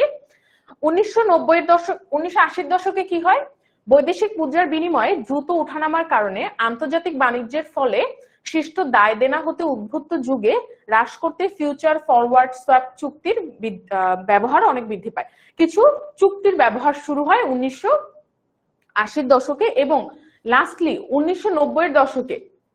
আচ্ছা, ক্লাসই করবো না কেন নিয়াজি, হইলোটা কি আমাকে একটু আরেকবার বলো, কারণ আমি তো পড়ানোর মাঝখানে মাঝখানে কমেন্ট দেখছি। আচ্ছা আরেকবার টেক্সট দাও, আমি দেখছি। 1990-এর দশকে কি হয়, বিশ্ব বাণিজ্য সংস্থা ওয়ার্ল্ড ট্রেড অর্গানাইজেশন WTO, বিশ্ব বাণিজ্য সংস্থা ওয়ার্ল্ড ট্রেড অর্গানাইজেশন তোমাদের হচ্ছে আত্মপ্রকাশ করে বা প্রতিষ্ঠিত হয়। এই যে আমি নিয়াজের মেসেজ দেখার জন্য ঘুরছি, কিন্তু এখন আমি ওর কোনো মেসেজ দেখতে পাচ্ছি না। ওকে, আচ্ছা সমস্যা কোথায় হচ্ছে, তোমাদেরকে এখনো নেটে প্রবলেম দেখাচ্ছে? যদি এখনো নেটে প্রবলেম দেখায়, আচ্ছা একটু তাহলে আপু এইগুলো আবার বুঝান। আচ্ছা মাহি, এগুলো হচ্ছে একদম তোমার থিওরির জন্য, বুঝছো, মানে মেইনলি ফাইন্যান্স কি এটার সাথে এটা ওইভাবে খুব একটা রিলেটেড না, একদম থিওরি পড়াশোনা। আমি হচ্ছে নেটটার ব্যাপারটা একটু দেখছি, দাঁড়াও।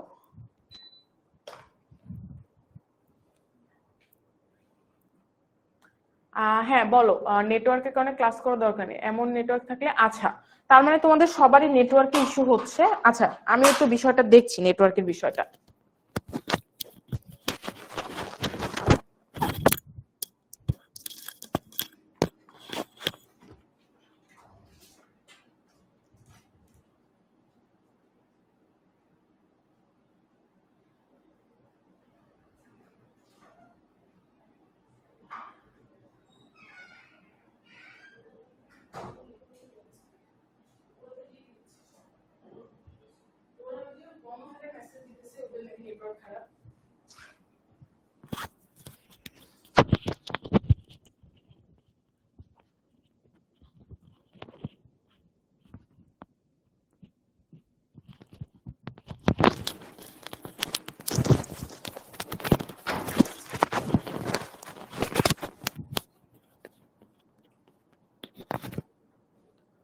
ওকে, আমরা হচ্ছে অলরেডি নেট চেক করতেছি, নেটওয়ার্ক ঠিক আছে আপা, আমার নেটওয়ার্কে প্রবলেম হচ্ছে না। ওকে আচ্ছা, সবাই একটু আমাকে জানাও নেটওয়ার্ক ঠিক আছে কিনা। ওকে ঠিক আছে, ডান।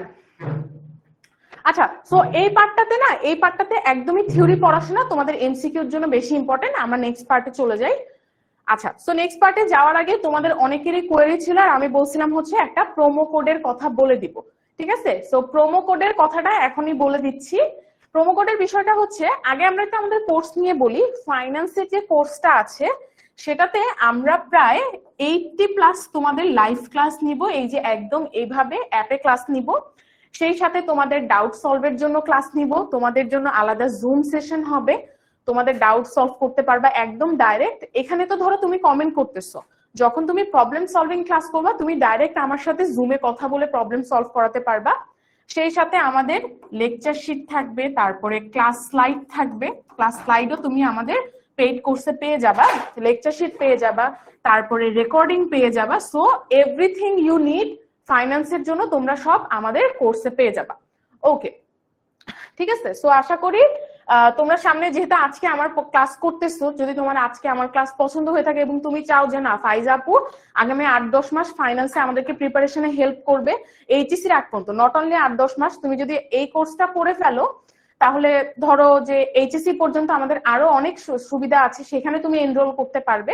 সো এই সবকিছুর জন্য তোমাকে কি করতে হবে, আমাদের ফাইন্যান্সের কোর্সটাতে ভর্তি হতে হবে। সো সেইটার জন্য এবার আসো হচ্ছে promo code disclosure. Promo code ডিসক্লোজারটা একটু অন্য কালারের পেন দিয়ে করি। আচ্ছা ফাইন্যান্সের ক্ষেত্রে তুমি যদি ডিসকাউন্ট পেতে চাও, অন্য কালারটা নিলাম কিন্তু হলো না। ওকে ফাইন্যান্সের জন্য আমি বললাম না, প্রোমো কোড হচ্ছে আমি নিজে ফাইজা এইচএসসি, তোমরা যেহেতু 27, এইটা হচ্ছে প্রোমো কোড ফাইজা এইচএসসি 27। ওকে সো এই প্রোমো কোডটা দিয়ে তোমরা একটা হিউজ ডিসকাউন্টে কিন্তু আমাদের ফাইন্যান্স কোর্সে ভর্তি হয়ে যেতে পারবে। এই কোডটাকে অনলি ফাইন্যান্সের জন্য, ইয়েস এই কোডটা অনলি ফাইন্যান্সের জন্য। কিন্তু আরেকটা সারপ্রাইজ হচ্ছে আমাদের কিন্তু ফাইন্যান্স প্লাস অ্যাকাউন্টিংও আছে, এবং শুধু অ্যাকাউন্টিং আছে। যেখানে তুমি অ্যাকাউন্টিং এর ক্ষেত্রে যদি তুমি শুধু অ্যাকাউন্টিং এ ভর্তি হতে চাও, সেক্ষেত্রে মাহিন এইচএসসি, তোমাদের মাহিন ভাইয়া এইচএসসি 27 কোড দিয়ে কিন্তু তোমরা ইজিলি অ্যাকাউন্টিং এর সিঙ্গেল কোর্সে তোমরা ডিসকাউন্ট পেয়ে যাবে। আর যদি তুমি মনে করো যে না ভাইয়া আপু দুজনের সাথে আমরা ফাইন্যান্স অ্যাকাউন্টিং দুইটারই প্রিপারেশন নিব, সেই ক্ষেত্রে তুমি আমাদের ফাইন্যান্স অ্যাকাউন্টিং দুইটার কোর্সে একসাথে অ্যাডমিট হয়ে যেতে পারো, যেখানে তুমি আমাদের ফাইন্যান্স ক্লাস এবং অ্যাকাউন্টিং ক্লাস দুইটাই করতে পারবে, এবং দুইটার ক্ষেত্রে আমরা লেকচার শিট দিচ্ছি, রেকর্ড ক্লাস দিচ্ছি, এভরিথিং। ওইটার জন্য কোড হচ্ছে জাবেদা 27। সো আমরা কোডটাও একদম আমাদের সেক্টরের সাথে মিলিয়ে দিয়েছি, যেহেতু আমরা কমার্সের, আমাদের যেহেতু অ্যাকাউন্টিং এর জাবেদা আছে। সো আমরা দুইটার কোর্স যদি একসাথে নাও তাহলে জাবেদা 27 দিলে তোমরা কিন্তু ডিসকাউন্ট পেয়ে যাবে। ওকে ফাইন, ওকে আচ্ছা। তার তানভীর বলছে হচ্ছে পড়া ভালো বুঝে, থ্যাংক ইউ। তাহলে কিন্তু আমাদের পেইড কোর্সে কিন্তু তাহলে টানা 8 মাস আমি ক্লাস নিব। আমি ক্লাস নিব ফাইন্যান্সে, তোমাদের রায়ান ভাইয়া ক্লাস নিবে, অ্যাকাউন্টিং এ তোমাদের মাহিন ভাইয়া ক্লাস নিবে। সো তোমরা কিন্তু প্রোমো কোড গুলো ইউজ করে ডিসকাউন্টে অ্যাডমিট হয়ে যেতে পারবে। চলে যাই আমাদের কয়েকটা এমসিকিউ তে। আচ্ছা এখানে এমসিকিউ গুলো আমি অ্যান্সার বলে দিই, তোমরা জাস্ট একবার করে দেখো, কারণ এখানে হচ্ছে একদম থিওরিটিক্যাল পড়াশোনা, তোমাদের একবারে মুখস্থ হবে না, একটু ভালো করে পড়া লাগবে। অর্থায়নের ক্রমবিকাশে শিল্প বিপ্লব এবং প্রযুক্তির উন্নয়ন কিসে নিচের কোনটি সময়সীমা? এই শিল্প বিপ্লব এবং প্রযুক্তির উন্নয়ন কবে হয়? 1910 থেকে 20, 1950 থেকে 60, 60 থেকে 70, নাকি 80 থেকে বর্তমান? অ্যান্সার হচ্ছে 60 থেকে 70। এরপরে পোর্টফোলিও ও তত্ত্বের উন্নয়নে কার অবদান বেশি? Answer is Harry Marquis. আমরা বলেই দিচ্ছি এই তত্ত্বটা আবিষ্কারই করে হচ্ছে হ্যারি মার্কুইজ। ওকে সো আজকের প্রথম ইম্পর্টেন্ট টপিক অর্থায়ন কি বোঝার পর এবার আমাদেরকে বুঝতে হবে অর্থায়ন কয় ধরনের। প্রথমে চলে আসি হচ্ছে পারিবারিক অর্থায়ন। অর্থায়ন হচ্ছে টোটাল 5 ধরনের: পারিবারিক অর্থায়ন, সরকারি অর্থায়ন, অব্যবসায়ী প্রতিষ্ঠানের অর্থায়ন, ব্যবসায়ী প্রতিষ্ঠানের অর্থায়ন, আন্তর্জাতিক অর্থায়ন। কখনো যদি কোশ্চেন থাকে যে অর্থায়ন কত প্রকার, অর্থায়ন হচ্ছে তাহলে 5 প্রকার। এবং ব্যবসায়ী অর্থায়ন 3 ধরনের হইতে পারে: এক মালিকানা ব্যবসার অর্থায়ন হইতে পারে, অংশীদারি ব্যবসার অর্থায়ন হইতে পারে, যৌথ মূলধনী ব্যবসার অর্থায়ন হইতে পারে। এগুলো দেখে ভয় পেয়ে যাওয়ার কিছু নাই, কারণ হচ্ছে তোমরা সামনে ম্যানেজমেন্টে কিন্তু এক মালিকানা, অংশীদারি, যৌথ মূলধনী সবই পড়বে। সো অর্থায়ন কত ধরনের? অর্থায়ন হচ্ছে টোটাল 5 ধরনের। সো একে একে আমরা সবগুলো দেখে নেই। প্রথমে আসা হচ্ছে পারিবারিক অর্থায়ন। পারিবারিক অর্থায়ন বোঝার আগে আমরা যদি একটু রিক্যাপ করি, হোয়াট ইজ অর্থায়ন? অর্থায়ন হচ্ছে টাকা সংগ্রহ করা এবং যথাযথভাবে ব্যবহার করা। তাহলে এই কাজটা যখন তুমি পরিবারের ক্ষেত্রে করবা, দ্যাট উইল বি কল্ড পারিবারিক অর্থায়ন। ঠিক আছে, খুবই সিম্পল। পারিবারিক অর্থায়ন হলো পরিবারের আয়ের উৎস ও পরিমাণ নির্ধারণ করে সে আয় কিভাবে ব্যয় করলে পরিবারের সদস্যদের সর্বাঙ্গীন মঙ্গল হবে তা নির্ধারণ করা, পরিবারের সকলের প্রয়োজন মেটানো। সো পারিবারিক অর্থায়ন হচ্ছে কি, তুমি টাকা কোথা থেকে কালেক্ট করবা, সেই টাকা কত ভালোভাবে খরচ করবা। এবং তোমাদের আমি সবসময় একটা উদাহরণ দিই, ধরো আমি এবং আমার ভাই, আমার একটা ছোট ভাই আছে, ও হচ্ছে তোমাদেরই সমান, ও হচ্ছে তোমাদের থেকে একটু বড়, ও হচ্ছে ইন্টারে পড়ে, সেকেন্ড ইয়ারে পড়ে এখন। সো ধরো ওর হচ্ছে একটা গেমিং পিসি লাগবে, গেমিং পিসি, গেম খেলার জন্য গেমিং পিসি লাগবে। আর ধরো আমার একটা ল্যাপটপ লাগবে পড়াশোনার কাজে। ঠিক আছে, আমি বেশি পড়াশোনা করে এমন না যে বলতে পারো যে মিস হচ্ছে নিজের জন্য ল্যাপটপ বললো পড়াশোনার আর ভাইয়ারটা বললো গেমিং এর, বাট ও অ্যাকচুয়ালি গেমিং এর জন্য পিসি চায়। ঠিক আছে, সো ল্যাপটপের জন্য কি, এটা হচ্ছে ফর স্টাডি পারপাস। ওকে, এখন আমার পরিবারের কাজ কি হবে, আমার পরিবারের সর্বাঙ্গীন মঙ্গল হবে এমন ভাবে খরচ করা টাকা। তো তোমরাই বলতে পারবা যে আগে গেমিং পিসি আসবে নাকি আগে ল্যাপটপ আসবে? অবশ্যই আগে ল্যাপটপ আসবে।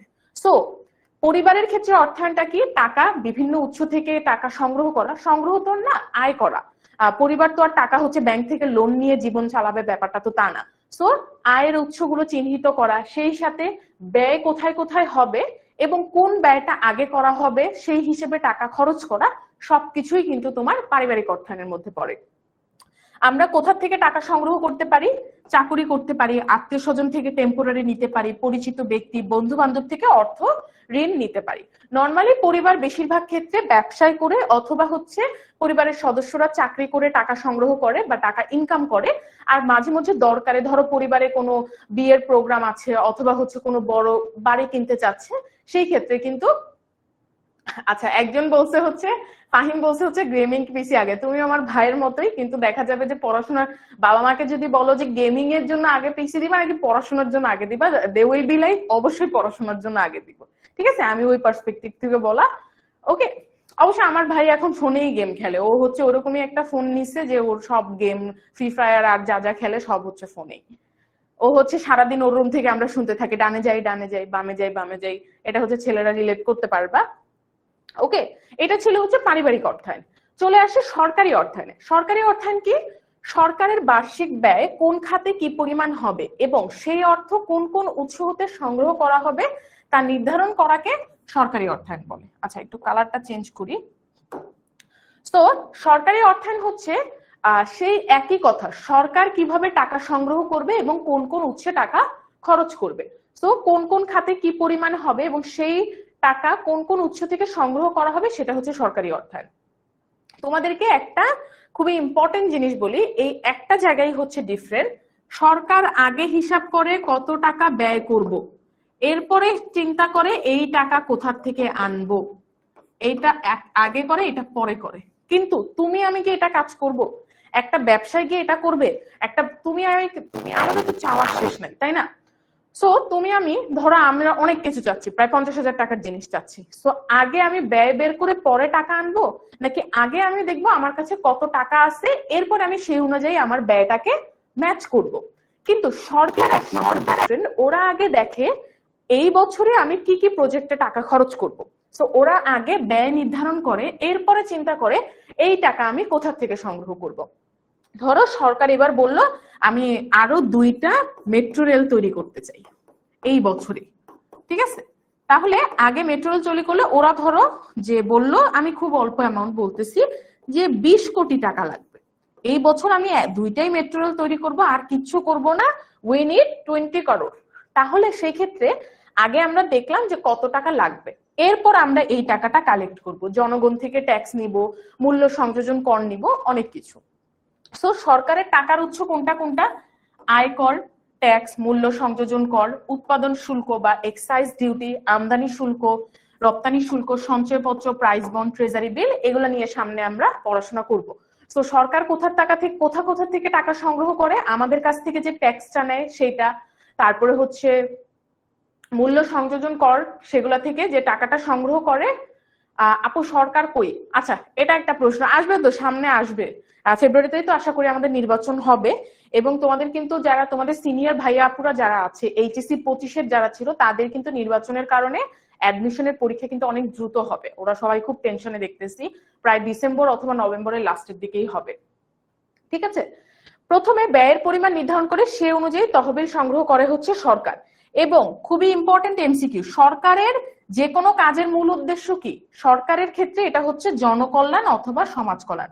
সরকার কিন্তু মুনাফা অর্জনের জন্য কাজ করে না, ঠিক আছে? হ্যাঁ, নিয়াজি বলছে হচ্ছে হ্যাঁ রেভিনিউ সোর্সেস গুলো, import export, treasury bill, bond, tariff, tax, হ্যাঁ সবগুলো নিয়াজি যেগুলো বললো ওগুলারই বাংলা হচ্ছে এখানে লেখা। আর এবং সরকারের যে কোনো কাজের উদ্দেশ্যটা কি? সেটা হচ্ছে সরকারের যে কোনো কাজের উদ্দেশ্য হচ্ছে জনকল্যাণ অথবা সমাজ কল্যাণ। আচ্ছা সাউন্ড প্রবলেম হচ্ছে, বুঝলাম না আসলে।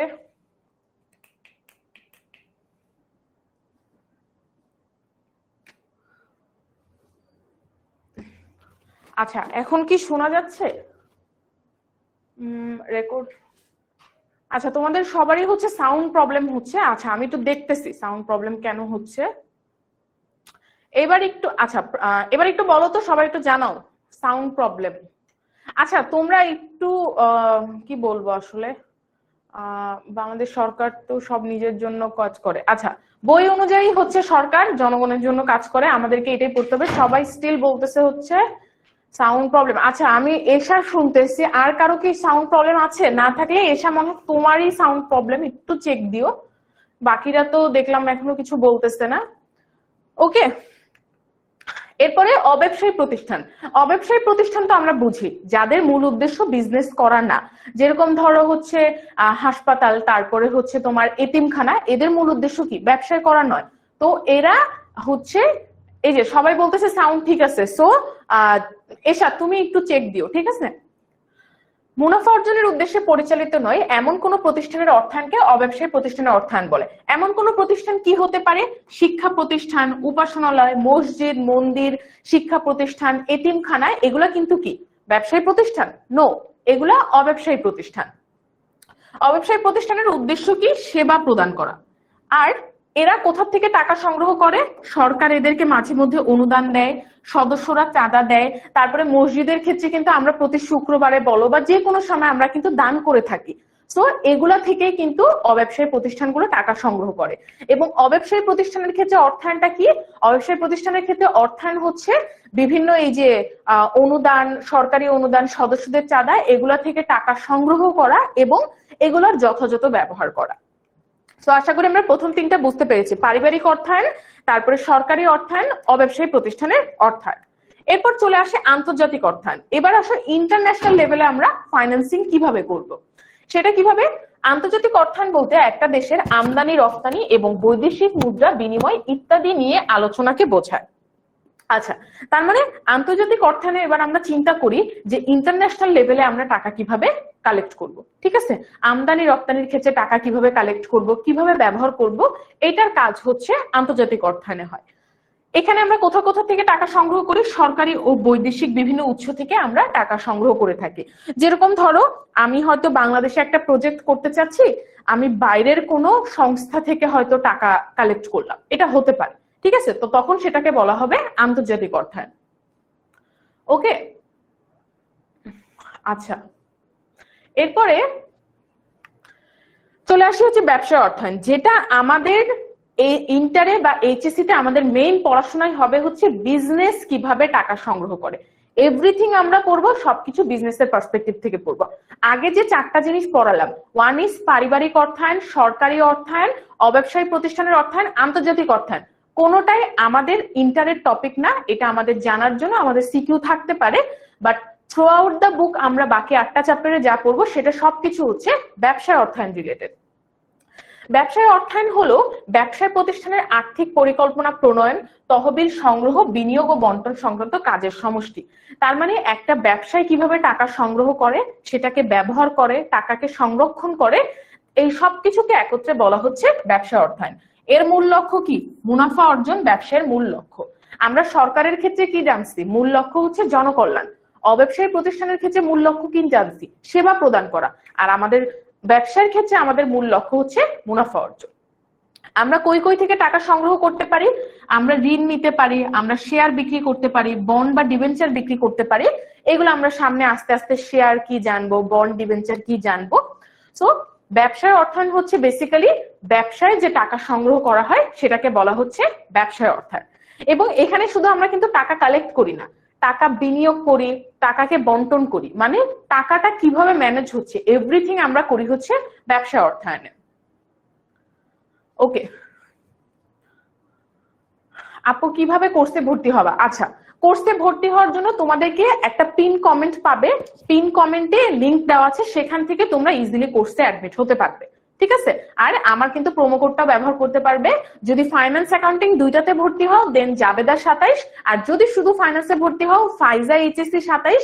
ওকে, আচ্ছা, ওকে। এরপর হচ্ছে এখানে আমাদের কিছু এমসিকিউ না, এটার অ্যান্সার দাও সবাই একটু মনোযোগী হয়ে। আমি এখন প্রায় 70 জনকে দেখতে পাচ্ছি, সবাই আমাকে একটা জিনিসের অ্যান্সার দিবা এতক্ষণের পড়া যদি বুঝে থাকো।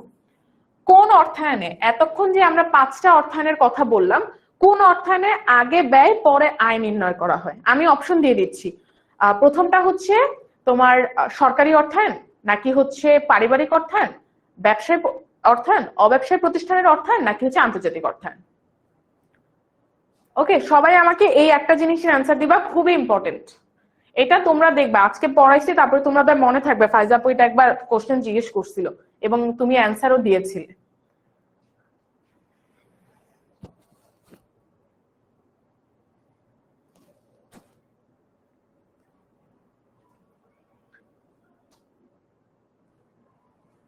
ওকে, আমি একজনের অ্যান্সার দেখতে পাচ্ছি।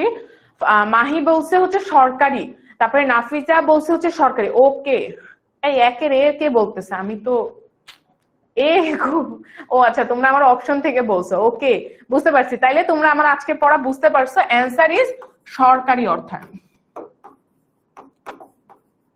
ডান। ওকে, এটা অ্যান্সারটা দেখে নিই। অ্যান্সার হবে সরকারি অর্থায়ন। আচ্ছা, এখানে কিছু এমসিকিউ আছে টুকটাক, এটা খুবই সহজ। আমরা হচ্ছে এগুলা দেখলেও পারি, নাও দেখলে পারি। সো এমসিকিউ বাদ দিয়ে আমরা আমাদের আজকের একটা মেইন কন্টেন্ট বাকি আছে, সো ওইটার দিকে চলে যাব। এর আগে যারা জিজ্ঞেস করতেছিল আমাদের কোর্সের ব্যাপারে, আশা করি এতক্ষণ ধরে যারা ক্লাস করতেছিল তারাই আছো। সো আমাদের হচ্ছে আশা করি তোমরা আমার পড়া বুঝতে পারছো, এবং তোমরা যদি মনে হয় যে না সামনে আরো 8-10 মাস হচ্ছে আপনার কাছে পড়তে চাই, রায়ান ভাইয়ের কাছে পড়তে চাই, তাহলে কিন্তু তোমরা সহজেই আমাদের কোর্সে ভর্তি হয়ে যেতে পারো। পিন কমেন্টে লিংক দেওয়া আছে। আর অবশ্যই ইউজ, পুরো টাকা দিয়ে ভর্তি হওয়ার দরকার নেই, আমার প্রোমো কোড ইউজ করে তোমরা ডিসকাউন্ট পেয়ে যাবে ফাইজা এইচএসসি 27। ওকে, সো এবার যেখানে আমি তোমাদেরকে, মনে আছে কিনা জানি না, ক্লাস শুরু হওয়ার সময় এইরকম স্টার্ট দিয়েছিলাম, then dot dot dot dot dot দিয়ে দুইটা স্টার্ট দিয়েছিলাম। এই হচ্ছে সেই টপিক যেখানে আসলে স্টার্ট দিয়ে বুঝায় কুলানো যাবে না, এতটা বেশি ইম্পর্টেন্ট। এবং তোমরা এইচএসসির যদি টেস্ট পেপার দেখো অথবা তোমাদের বইয়েই দেখবা যে অর্থায়নের নীতি নিয়ে তোমাদের প্রচুর কথাবার্তা আছে এবং প্রচুর সৃজনশীল আছে। সো এটা থেকে কোশ্চেন আসবে, খুবই সহজ 3টা নীতি, লিখলেই ছক্কা মার্ক। সো 3টা নীতি কি কি? প্রথমটা হচ্ছে ঝুঁকি ও মুনাফার হারের নীতি, principle of risk return. Second one is তারল্য ও মুনাফার নীতি। লাস্ট হচ্ছে পোর্টফোলিওর নীতি। আমরা শুরুতে কিন্তু অলরেডি পোর্টফোলিও শুনছি, হ্যারি মার্কুইজ হচ্ছে পোর্টফোলিও নীতির উদ্ভাবক। সো এই 3টা নীতি হচ্ছে আমরা দেখব। সো প্রথমটাতে চলে যাই, ঝুঁকি মুনাফার নীতি। ঝুঁকি ও মুনাফার নীতি।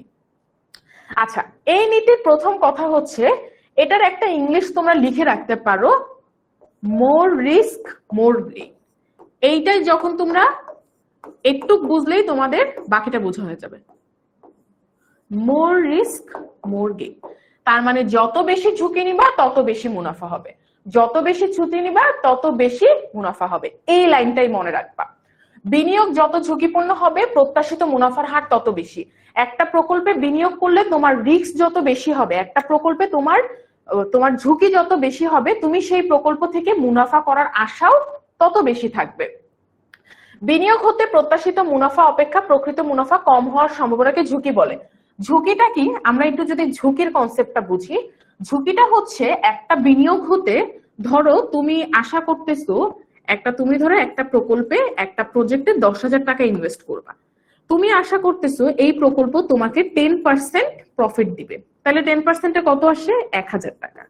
এখন কোনো কারণে তোমার যদি আসল প্রকৃত মুনাফা 1,000 টাকা না হয়ে 900 টাকা হয়, তাহলে কি তুমি যা প্রত্যাশা করছো তা থেকে কম।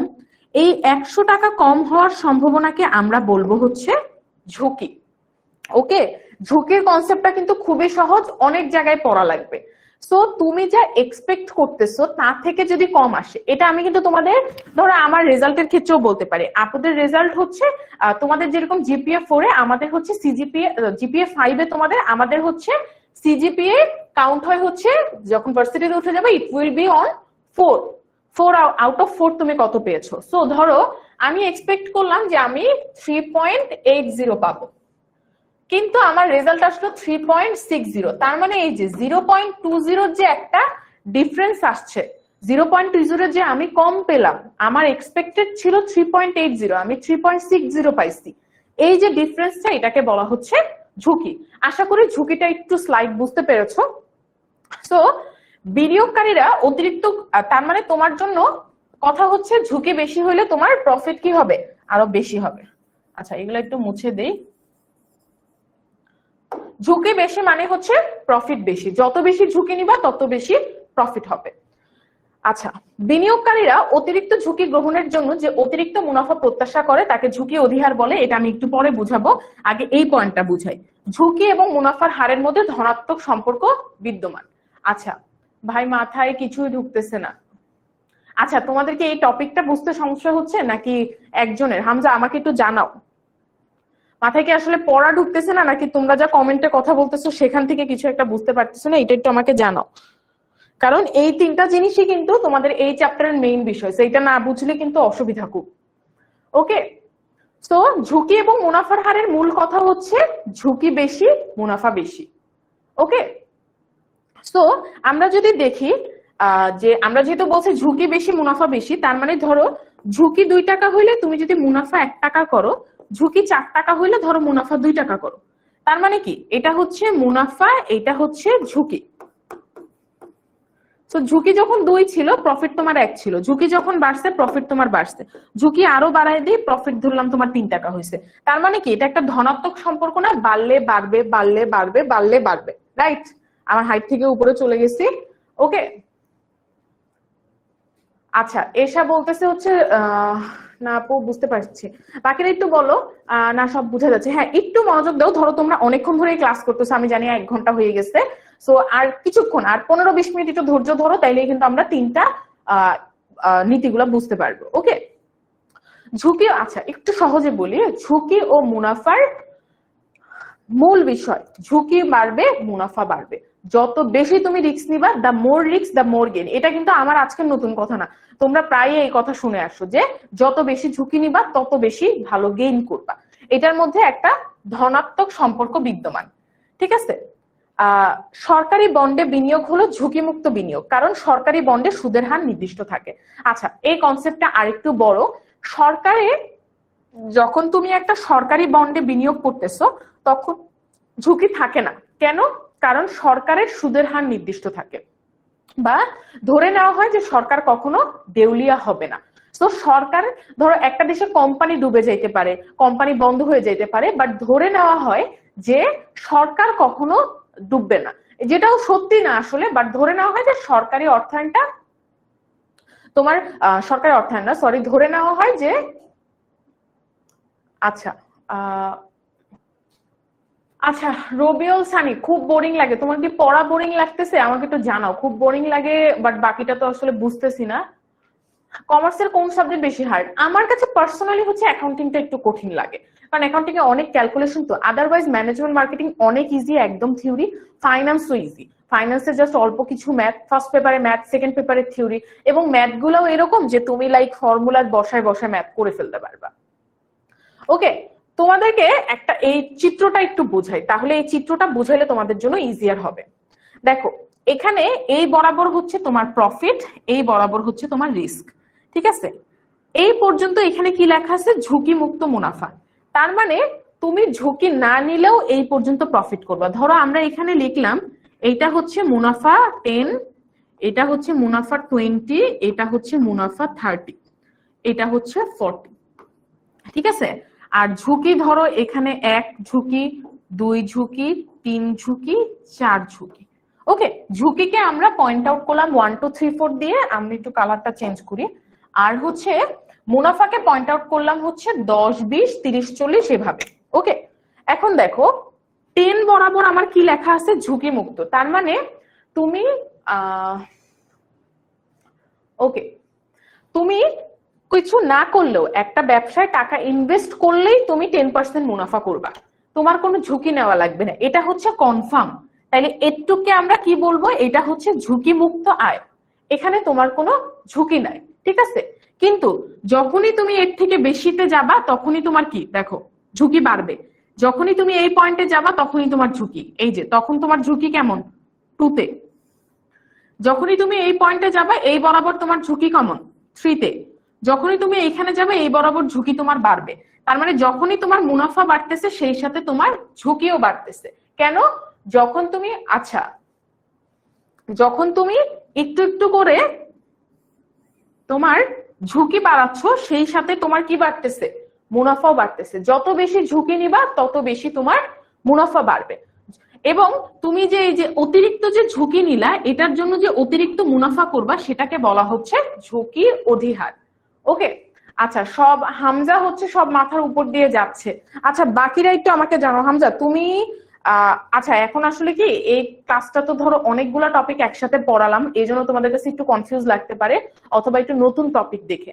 হামজা আপাতত জাস্ট একটু বুঝো যে তুমি যদি বেশি রিস্ক নাও তুমি বেশি প্রফিট করবা। এই নীতিটার মূল কথাই হচ্ছে তুমি যদি এই যে এটা হচ্ছে আমার রিস্কের লাইন না, রিস্ক যত বাড়াবা তোমার দেখো প্রফিট লাইন তত বাড়বে। রিস্ক যখন তোমার 2 ছিল, প্রফিট কত ছিল? 20%। এগুলো ধরো সব হচ্ছে পার্সেন্টেজে। হামজা আমাকে এরপরে বলবা, ঠিক আছে? আমি জাস্ট খুবই সিম্পল ওয়েতে বলছি। যখন তুমি ঝুঁকি নিতেছো 2, প্রফিট করতেছো 20%। যখন তুমি ঝুঁকি নিচ্ছ 3, প্রফিট করতেছো 30%। যখন তুমি ঝুঁকি নিচ্ছ 4, প্রফিট করতেছো 40%। দেখছো না, যত বেশি ঝুঁকি নিচ্ছ তত বেশি তোমার প্রফিট হচ্ছে। তাহলে মোর রিস্ক মোর গেইন, এটাই হচ্ছে এটার মূল কথা। ঠিক আছে হামজা, আমাকে একটু জানাও এবার যে এরটুক বুঝতে পারছো কিনা, কারণ আই ডোন্ট থিঙ্ক এর থেকে বেশি ইজিয়ার বলা সম্ভব যে ঝুঁকি বেশি নিবা প্রফিট বেশি হবে। তুমি যত কাঁচুমাচু হয়ে থাকবা, ব্যবসার ক্ষেত্রে যত কম ঝুঁকি নিবা তোমার প্রফিট তত কম হবে। ওকে, আমি হামজার মেসেজের জন্য ওয়েট করতেছি, কারণ ও হচ্ছে আমাকে বলছিল কিছুই বুঝে না। সো আমি চাই না তোমরা যারা ক্লাস করতেছে কোনো একজনও এতটুক সময় দিয়ে একদম কিছু না বুঝে এখান থেকে চলে যাও, ঠিক আছে? তো আমি চাই প্রত্যেকেই যারা আছো সবাই যাতে কিছু না কিছু আজকের ক্লাস থেকে বুঝো। সময় খুবই দামি। সো তুমি যদি কিছু না বুঝে যাও, এটা তোমার যতটুকু খারাপ লাগবে আমার তার থেকে বেশি লাগবে, কজ আমি একটা ক্লাস নিচ্ছি এবং তুমি যদি কিছু না বুঝে চলে যাও, ঠিক আছে? সো এখন এমন না যে এক ক্লাসে তুমি সব বুঝে যাবে, বাট একটা ফাইন্যান্স সম্পর্কে একটা বেসিক ধারণা বা কিভাবে আমি তোমাকে বোঝাচ্ছি এই জিনিসটা যাতে দেখতে পারো। ওকে ওকে ওকে, হামজার মেসেজের রিপ্লাই পাইছি, আমি আসলে খুবই হ্যাপি। হামজা আপাতত জাস্ট একটু বুঝো যে যদি তুমি রিস্ক বেশি নাও তোমার গেইনও বেশি হবে।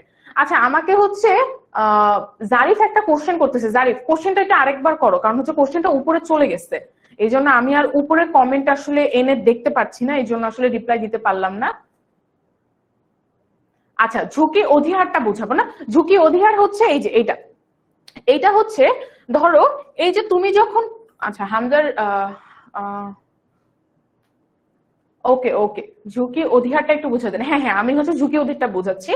দেখো, যখন তুমি 2 ঝুঁকি নিছিলা তখন তোমার প্রফিট কত হয়েছে? 20%। যখন তুমি ঝুঁকি নিচ্ছ 3 তখন 30%। তাহলে এই যে দেখো, তুমি এখানে 1 পয়েন্ট এক্সট্রা ঝুঁকি নেওয়ার কারণে এই যে এখানে 10% বেশি কি করতে পারলা? প্রফিট করতে পারলা। ঠিক আছে, যখন তুমি বেশি ঝুঁকি নিয়ে বেশি প্রফিট করো ওইটাকে বলা হয় ঝুঁকি অধিহার। ঠিক আছে, যে তুমি যখন এই ঝুঁকি মুক্ত আয় থেকে উপরের দিকে উঠতে চাও। আচ্ছা, আমি একটা কাজ করি, আমি এগুলো সব মুছি। ঠিক আছে, ঝুঁকি অধিহারটা খুব সিম্পলি বোঝানো যায়, এটা তোমার এই নীতি বোঝা থেকেও বেশি ইজি।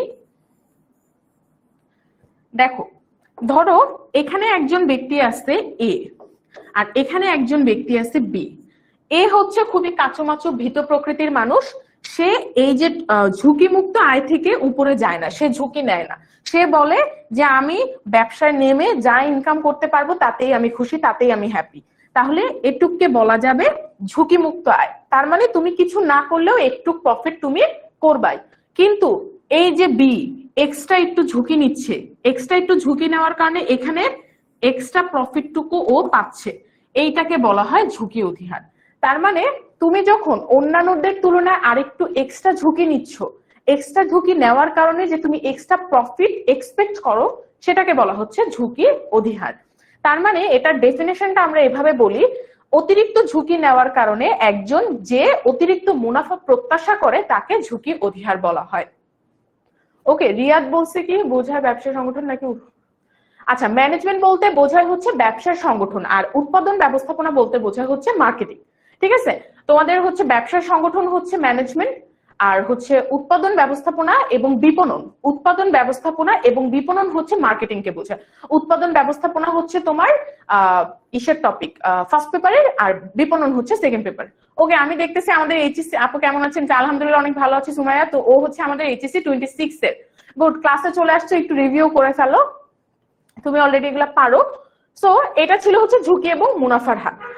এরপরে এখানে হচ্ছে আরো কিছু থিওরি আছে, আমরা হচ্ছে পরেরটাতে চলে যাই। আশা করি ঝুঁকি এবং মুনাফার হার বুঝতে পেরেছি। এই পরেরটা হচ্ছে তারল্য ও মুনাফা নীতি। তারল্য এবং মুনাফা নীতি সেকেন্ডটা। তারল্য বলতে কি বোঝায়? ক্যাশ টাকাকে বোঝায়। কোন দ্রব্য, সম্পদ বা সিকিউরিটি বিক্রি করে কত দ্রুত নগদ অর্থ পাওয়া যায় তা অর্থায়নে তারল্য নামে পরিচিত।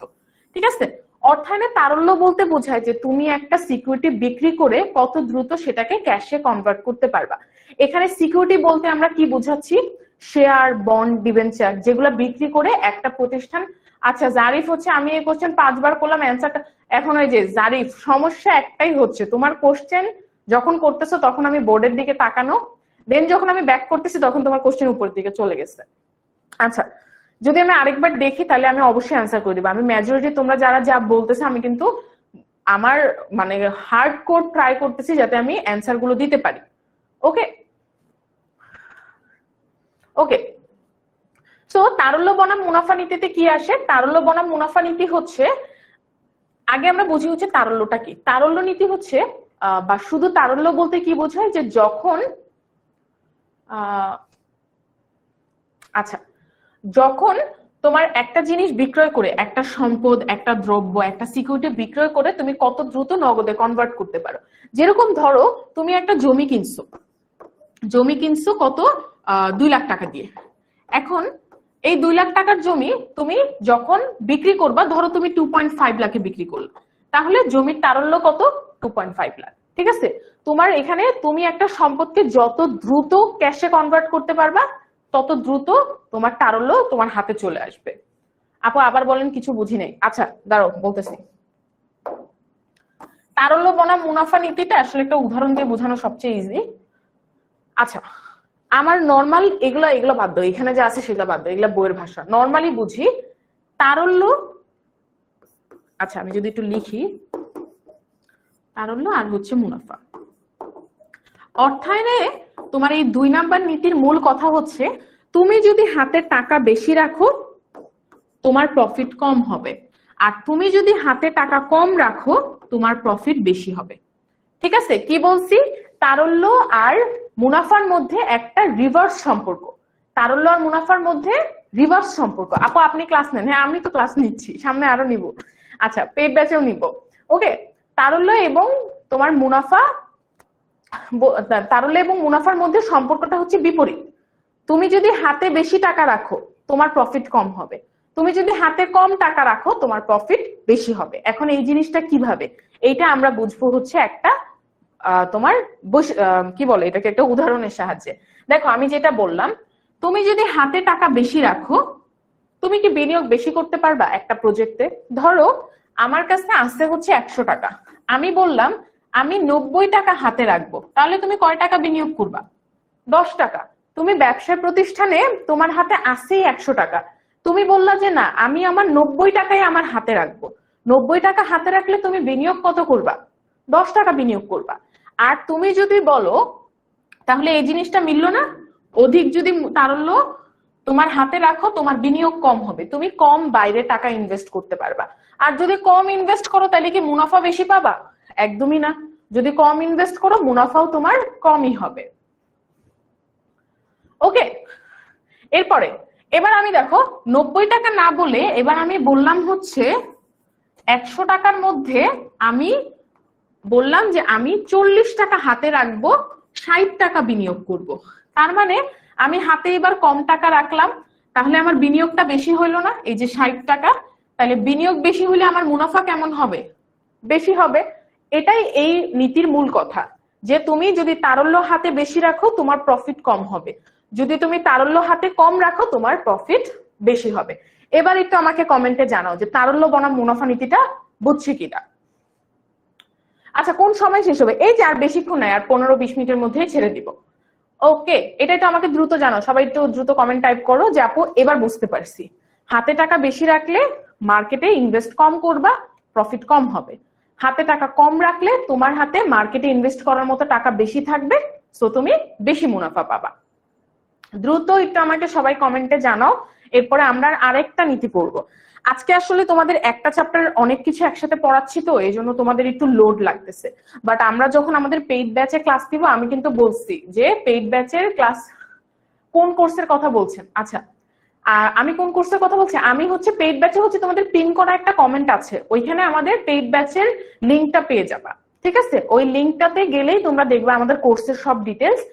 সো বেসিক্যালি আজকে যেটা, এটা তো তোমাদের জন্য একটা ফ্রি ক্লাসের আয়োজন করা হয়েছে যাতে তোমরা ফাইন্যান্স কি এটাও জানতে পারো, অলসো তোমরা আমরা কিভাবে পড়াই এটা জানতে পারো। ঠিক আছে, ওকে অনেকেই বলছে, বুঝতে পেরেছি। আর পেইড ব্যাচে হচ্ছে আমরা প্রায় 80+ ক্লাস নিব, এবং 80+ ক্লাস নিলে একটা চ্যাপ্টারের উপর তোমাদের মাল্টিপল ক্লাস হবে, এবং আমি আজকে যেরকম অনেকগুলো টপিক একসাথে পড়াচ্ছি আমরা তখন ভাগ ভাগ করে দিব। তোমরা একদিনে যতটুকু বুঝতে পারবা আমি ততটুকুই পড়াবো, ঠিক আছে? সো ওরকম ভাবে আমাদের পেইড ব্যাচের প্ল্যানিং করা হয়েছে। অলরেডি কিন্তু ক্লাস শুরু হয়ে গিয়েছে অক্টোবরের 5 তারিখ থেকে, এবং 2টা ক্লাস হয়েও গিয়েছে। সো যারা ভর্তি হও নাই দ্রুত ভর্তি হয়ে যাও। রিয়াদ, আমি হচ্ছে পেইড ব্যাচের কথা বলছি হচ্ছে ফাইন্যান্সের HSC 27 এর পেইড ব্যাচ, যেটা 10 মিনিটস এর অ্যাপ থেকে ক্লাস নেওয়া হবে, এবং তুমি এটাতে ভর্তি হতে চাইলে কিন্তু ফাইজা HSC 27 এর প্রোমো কোড ইউজ করতে পারো। ওকে, এখানে আমরা একটা শর্ট উদাহরণ দেখি। দেখো, তোমার হাতে 1 লাখ টাকা ছিল, আমার ওই উদাহরণটা একটু বড় করে দেওয়া আর কি। ওকে, দেখো আমার উদাহরণটাই যে তোমার 1 লাখ টাকার সম্পদ ছিল, তুমি হাতে রাখলা 30,000 টাকা, বিনিয়োগ করলা 70,000 টাকা, এবং তোমাকে বলা হয়েছিল প্রতিটা বিনিয়োগে তুমি 10% করে প্রফিট পাবা। 70,000-এর উপর 10% যদি গুণ করি তাহলে প্রফিট আসে হচ্ছে 7,000 টাকা। ওকে, সো 1 লাখ টাকা যখন তোমার হাতে ছিল, তুমি হচ্ছে আচ্ছা 1 লাখ টাকা যখন হাতে ছিল, আচ্ছা সুমাইয়া একটা কথা বলছে যে HSC 26, দেখো তোমার কিন্তু HSC 26-এর একজনকে পেয়ে গেলা, যারা কিন্তু এই সুবিধাটা আসলে পায় নাই। HSC 27 হচ্ছে প্রথম যারা একদম ফুল বই আমাদের সাথে শেষ করবে। HSC 26-এ কিন্তু এই সুযোগটা ছিল না, ঠিক আছে? সো 26-এর জন্য SMP ছিল, FRL আছে। আশা করি আমাদের আচ্ছা সুমাইয়া, তোমাদের কিন্তু আমাদের 26-এর জন্য কিন্তু SMP আছে, শেষ মুহূর্তের প্রস্তুতি আছে, সেখানেও কিন্তু আমরা ইন ডিটেলসে পড়াবো। আর তারপরে হচ্ছে পরীক্ষার টাইমে FRL ও থাকবে, সো হোপফুলি পরীক্ষা ভালো হবে। ওকে, সো এরপরে 2 number option, first one is আমি 30,000 টাকা হাতে রাখবো, 70 বিনিয়োগ করে দিব। সেকেন্ড ওয়ান হচ্ছে আমি 20,000 টাকা হাতে রাখবো, 80 বিনিয়োগ করব। তাহলে 80-র উপর 10% দিলে তোমার প্রফিট কত আসবে? 8,000 টাকা আসবে। ক্যালকুলেটরে দিয়েও দেখতে পারো, ঠিক আছে? সো তখন হচ্ছে 8,000 টাকা আসবে। তোমার কাছে 3 নাম্বার অপশন, হাতে 40,000 টাকা রাখবা, 60,000 টাকা বিনিয়োগ করবা, তাহলে 10% দিলে প্রফিট কত আসে? 6,000 টাকা। তাহলে এইবার তোমরা একটু খেয়াল করো, দেখো যখন তুমি 20,000 টাকা হাতে রাখছো, বেশি বিনিয়োগ করছো, প্রফিট বেশি করছো। যখন তুমি 40,000 টাকা হাতে বেশি রাখছো, বিনিয়োগ কম করছো, তোমার মুনাফা কম হচ্ছে। সো হাতে যত বেশি টাকা রাখবা প্রফিট তত কম হবে, এটাই তারল্য বনাম মুনাফা নীতি। ওকে, সো আশা করি সবাই এখন মোটামুটি ক্লিয়ার। আচ্ছা, পেইড ব্যাচে কিভাবে ভর্তি হবে? আমাদের পিন কমেন্টে লিংক দেওয়া আছে, অথবা তোমরা আমাদের 10 মিনিট অ্যাপটা ডাউনলোড করে HSC 27 ফাইন্যান্স লিখলেই তোমরা কোর্স পেয়ে যাবা, ঠিক আছে? আমাদের কিন্তু অ্যাকাউন্টিংও আছে, একসাথেও ক্লাস করতে পারো। ওকে, এরপর চলে আসি হচ্ছে তারল্য বনাম মুনাফা নীতির একটা চিত্রে। এই চিত্রটা দিয়ে আমি খুব ইজিলি তোমাদেরকে বুঝাই যে মুনাফা বেশি হইলে তারল্য কিভাবে কম হবে। দেখো, এখানে ধরো মুনাফা হচ্ছে 10%, 20%, 30%, আর এখানে হচ্ছে তারল্য 10, 20, 30। দেখো, যখন তোমার এই পয়েন্টে যাও, যখন তোমার মুনাফা, তুমি যখন 30 টাকা তারল্য হাতে রাখতেছো, মুনাফা যখন 20, তখন দেখো তোমার তারল্য হচ্ছে 30। আবার মুনাফা যখন 10, তখন তারল্য কি আরো বাড়তেছে। কেন? কারণ যখন তুমি মুনাফা কম করবা তখন তোমার হাতে কি থাকবে? তারল্যটা বেশি থাকবে। সো এখানে এই চিত্রটা জাস্ট হচ্ছে টুকটাক বোঝানোর জন্য, বাট আলটিমেট কথা কিন্তু একটাই, যে হাতে যদি তোমার তারল্য বেশি রাখো তোমার প্রফিট কম হবে, আর যদি হাতে তারল্য কম রেখে বেশি বেশি টাকা তুমি বিভিন্ন প্রকল্পে বিনিয়োগ করো তাহলে তোমার মুনাফা বেশি হবে। এই দুইটার মধ্যে সম্পর্কটা হচ্ছে ঋণাত্মক অথবা নেগেটিভ, ঠিক আছে? আমরা যদি একটু ব্যাকে যাই, এটা এই দুইটা জিনিস, এই যে তারল্য বনাম মুনাফা হচ্ছে নেগেটিভ, কারণ একটা বাড়লে আরেকটা কমে। আর ঝুঁকি ও মুনাফার মধ্যে সম্পর্ক কেমন ছিল? পজিটিভ, তারল্য বাড়লে মুনাফা বাড়ে। আচ্ছা, আমি কমার্সের কোর্সে ভর্তি হব না, ভালো না। আচ্ছা নিয়াজি, তুমি আসলে এখন আমি জানি না কিভাবে বলতে পারতেছো যে ভালো না, কারণ তোমরা অলরেডি আমাকে পড়াতে দেখতেছো, এবং আমি তো আমার অলরেডি 4 বছরের এক্সপিরিয়েন্স আছে পড়ানোর, অনেক বছর ধরে পড়াচ্ছি। এছাড়াও আরো অনেক এক্সপিরিয়েন্স টিচাররা কিন্তু ক্লাস নিচ্ছে, পড়াচ্ছে, এবং অনলাইনে এটা হচ্ছে গতানুগতিক ধারণা হতে পারে যে টিচারের কাছে যে পড়লে ভালো করব, বাট আমরা কিন্তু তোমাদের লাইভ ক্লাস নিব, সলভ ক্লাস নিব, তোমাদের যে কোনো প্রবলেম তোমরা গ্রুপে জাস্ট একটা পোস্ট দিবা, দেখবা কোনো না কোনো টিচার রিপ্লাই করে দিছে। আমি কিন্তু রেগুলার স্টুডেন্টদের কোয়েরি সলভ করতেছি, ওরা একটা এমসিকিউ ছবি তুলে পাঠাচ্ছে যে আপু বুঝি নাই, আমরা ডিটেলস লিখে দিয়ে দিচ্ছি। ওকে, তুমি ভর্তি না হলে হতে পারো, নাও হতে পারো, বাট অনেকের আছে যে অনলাইনেও সুন্দর মতো হেল্পফুল ভাবে পড়তে পারে। হ্যাঁ আচ্ছা সুমাইয়া, অবশ্যই এসএমপি কোর্সে দেখা হবে, ঠিক আছে। এই যে তোমাদের সুমাইয়া আপু এইচএসসি 26 ব্যাচের এখন এসে বলতেছে যে যদি ওর সময় এরকম থাকতো ওদের জন্য অনেক সুবিধা হইতো। তো আপাতত ওদের জন্য সামনে এসএমপি কোর্স আছে, আমার সাথে সেই ক্লাসে দেখা হবে। ওকে আচ্ছা, নিয়াজির কারণ হচ্ছে নিয়াজি ইংলিশ ভার্সনে। আচ্ছা এতক্ষণ পরে বুঝলাম, হ্যাঁ কারণ হচ্ছে আমাদের যেহেতু ইংলিশ ভার্সনের সুবিধাটা নেই, সো এই জন্য আর কি নিয়াজি ভর্তি হতে পারছে না। হ্যাঁ ইংলিশ ভার্সনে তো একটু তুলনামূলক কঠিন, আর তোমার হচ্ছে ইংলিশ ভার্সনে আলাদাভাবে ইংলিশ ভার্সনের জন্য পড়াচ্ছে এমন কোর্সে ভর্তি হওয়া লাগবে। আচ্ছা রিয়াদ, তারল্য মানে হচ্ছে তোমার ক্যাশ টাকা। তারল্য বনাম মুনাফা নীতিতে আমরা বেসিক্যালি তারল্য বলতে ক্যাশকে বোঝাচ্ছি, ঠিক আছে। আর নেয়াজি কেন হচ্ছে ভর্তি হবে না, তার কারণ হচ্ছে ও ইংলিশ ভার্সনের, আর আমাদের কোর্সটা ডিজাইন করা হচ্ছে for the students of Bangla version, যারা তোমরা বাংলায় পড়াশোনা করছো, বাট ও হচ্ছে ইংলিশ ভার্সনের। ওকে, চলে যাই হচ্ছে আমাদের আজকের লাস্ট টপিকে, পোর্টফোলিও বৈচিত্র্যায়ন নীতি।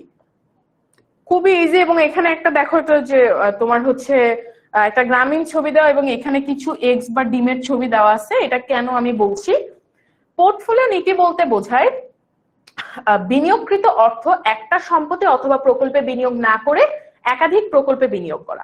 আচ্ছা তার মানে তোমাকে বলা হয় যে তুমি তোমার টাকা, ধরো তোমার কাছে 100 টাকা আছে, তুমি একটা প্রজেক্ট আছে হচ্ছে এ বি সি, তুমি এ তে বিনিয়োগ করলা পুরা টাকাটা, এ প্রকল্পটা তো নাও সাকসেসফুল হইতে পারে, তখন তোমার পুরো 100 টাকাই গন।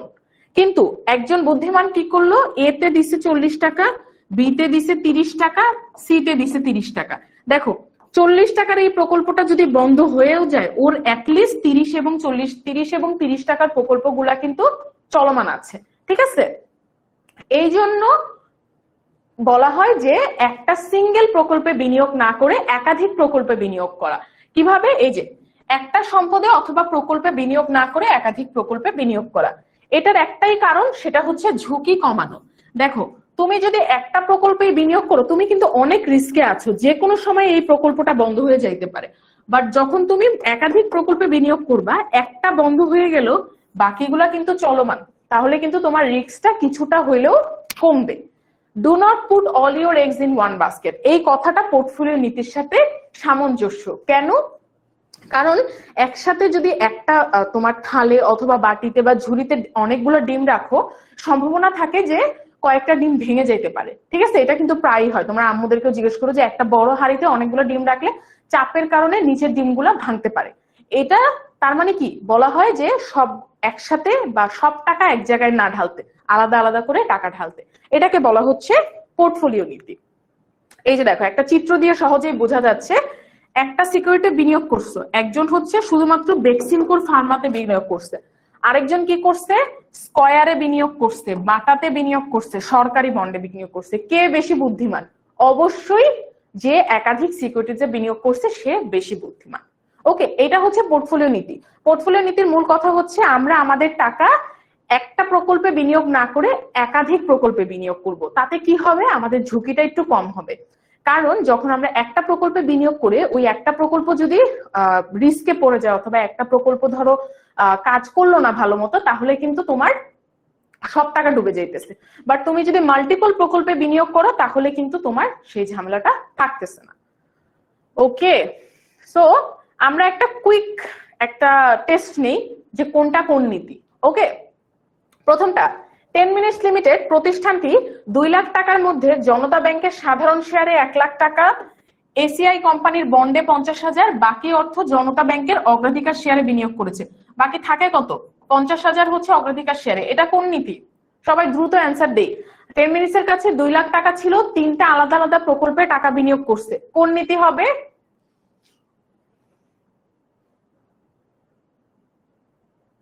দ্রুত জানাই, দ্রুত দ্রুত দ্রুত, কোন নীতি হবে? যে আচ্ছা চোখে ঘুম এসেছে ক্লাস করতে করতে, হ্যাঁ এখনই ছেড়ে দেবো, জাস্ট আর ধরো ম্যাক্স 5 মিনিটস, 5 মিনিটস এর মধ্যেই ক্লাস শেষ হয়ে যাবে। কোন নীতি? অ্যান্সার দেখে একটু, কেউ আমাকে অ্যান্সার দিচ্ছে না, সবার মনে হয় ঘুমিয়ে গিয়েছে। অ্যান্সারকে আমি বলে দিব, বলেই দেই নাকি? তোমরা কেউ পারলে না, এতক্ষণ ধরে নীতিগুলো পড়ালাম। আচ্ছা, পোর্টফোলিও নীতি, ওকে জারিফ বলছে, good, very good.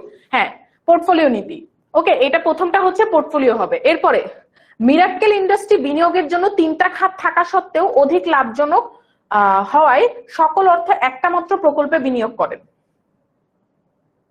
Mirakkel industry বিনিয়োগের জন্য 3টা খাত থাকা সত্ত্বেও অধিক লাভজনক হওয়ায় সকল অর্থ একটা মাত্র প্রকল্পে বিনিয়োগ করেন।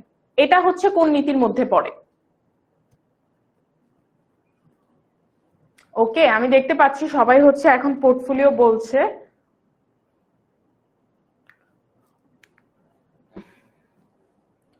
আচ্ছা, একটা ইন্ডাস্ট্রি, তার কাছে 3টা খাত আছে, এরপরেও একটাতে বিনিয়োগ করতেছে, এটা কোন নীতি বলতো? এটা আমি বলে দিচ্ছি, এটা একটু ট্রিকি।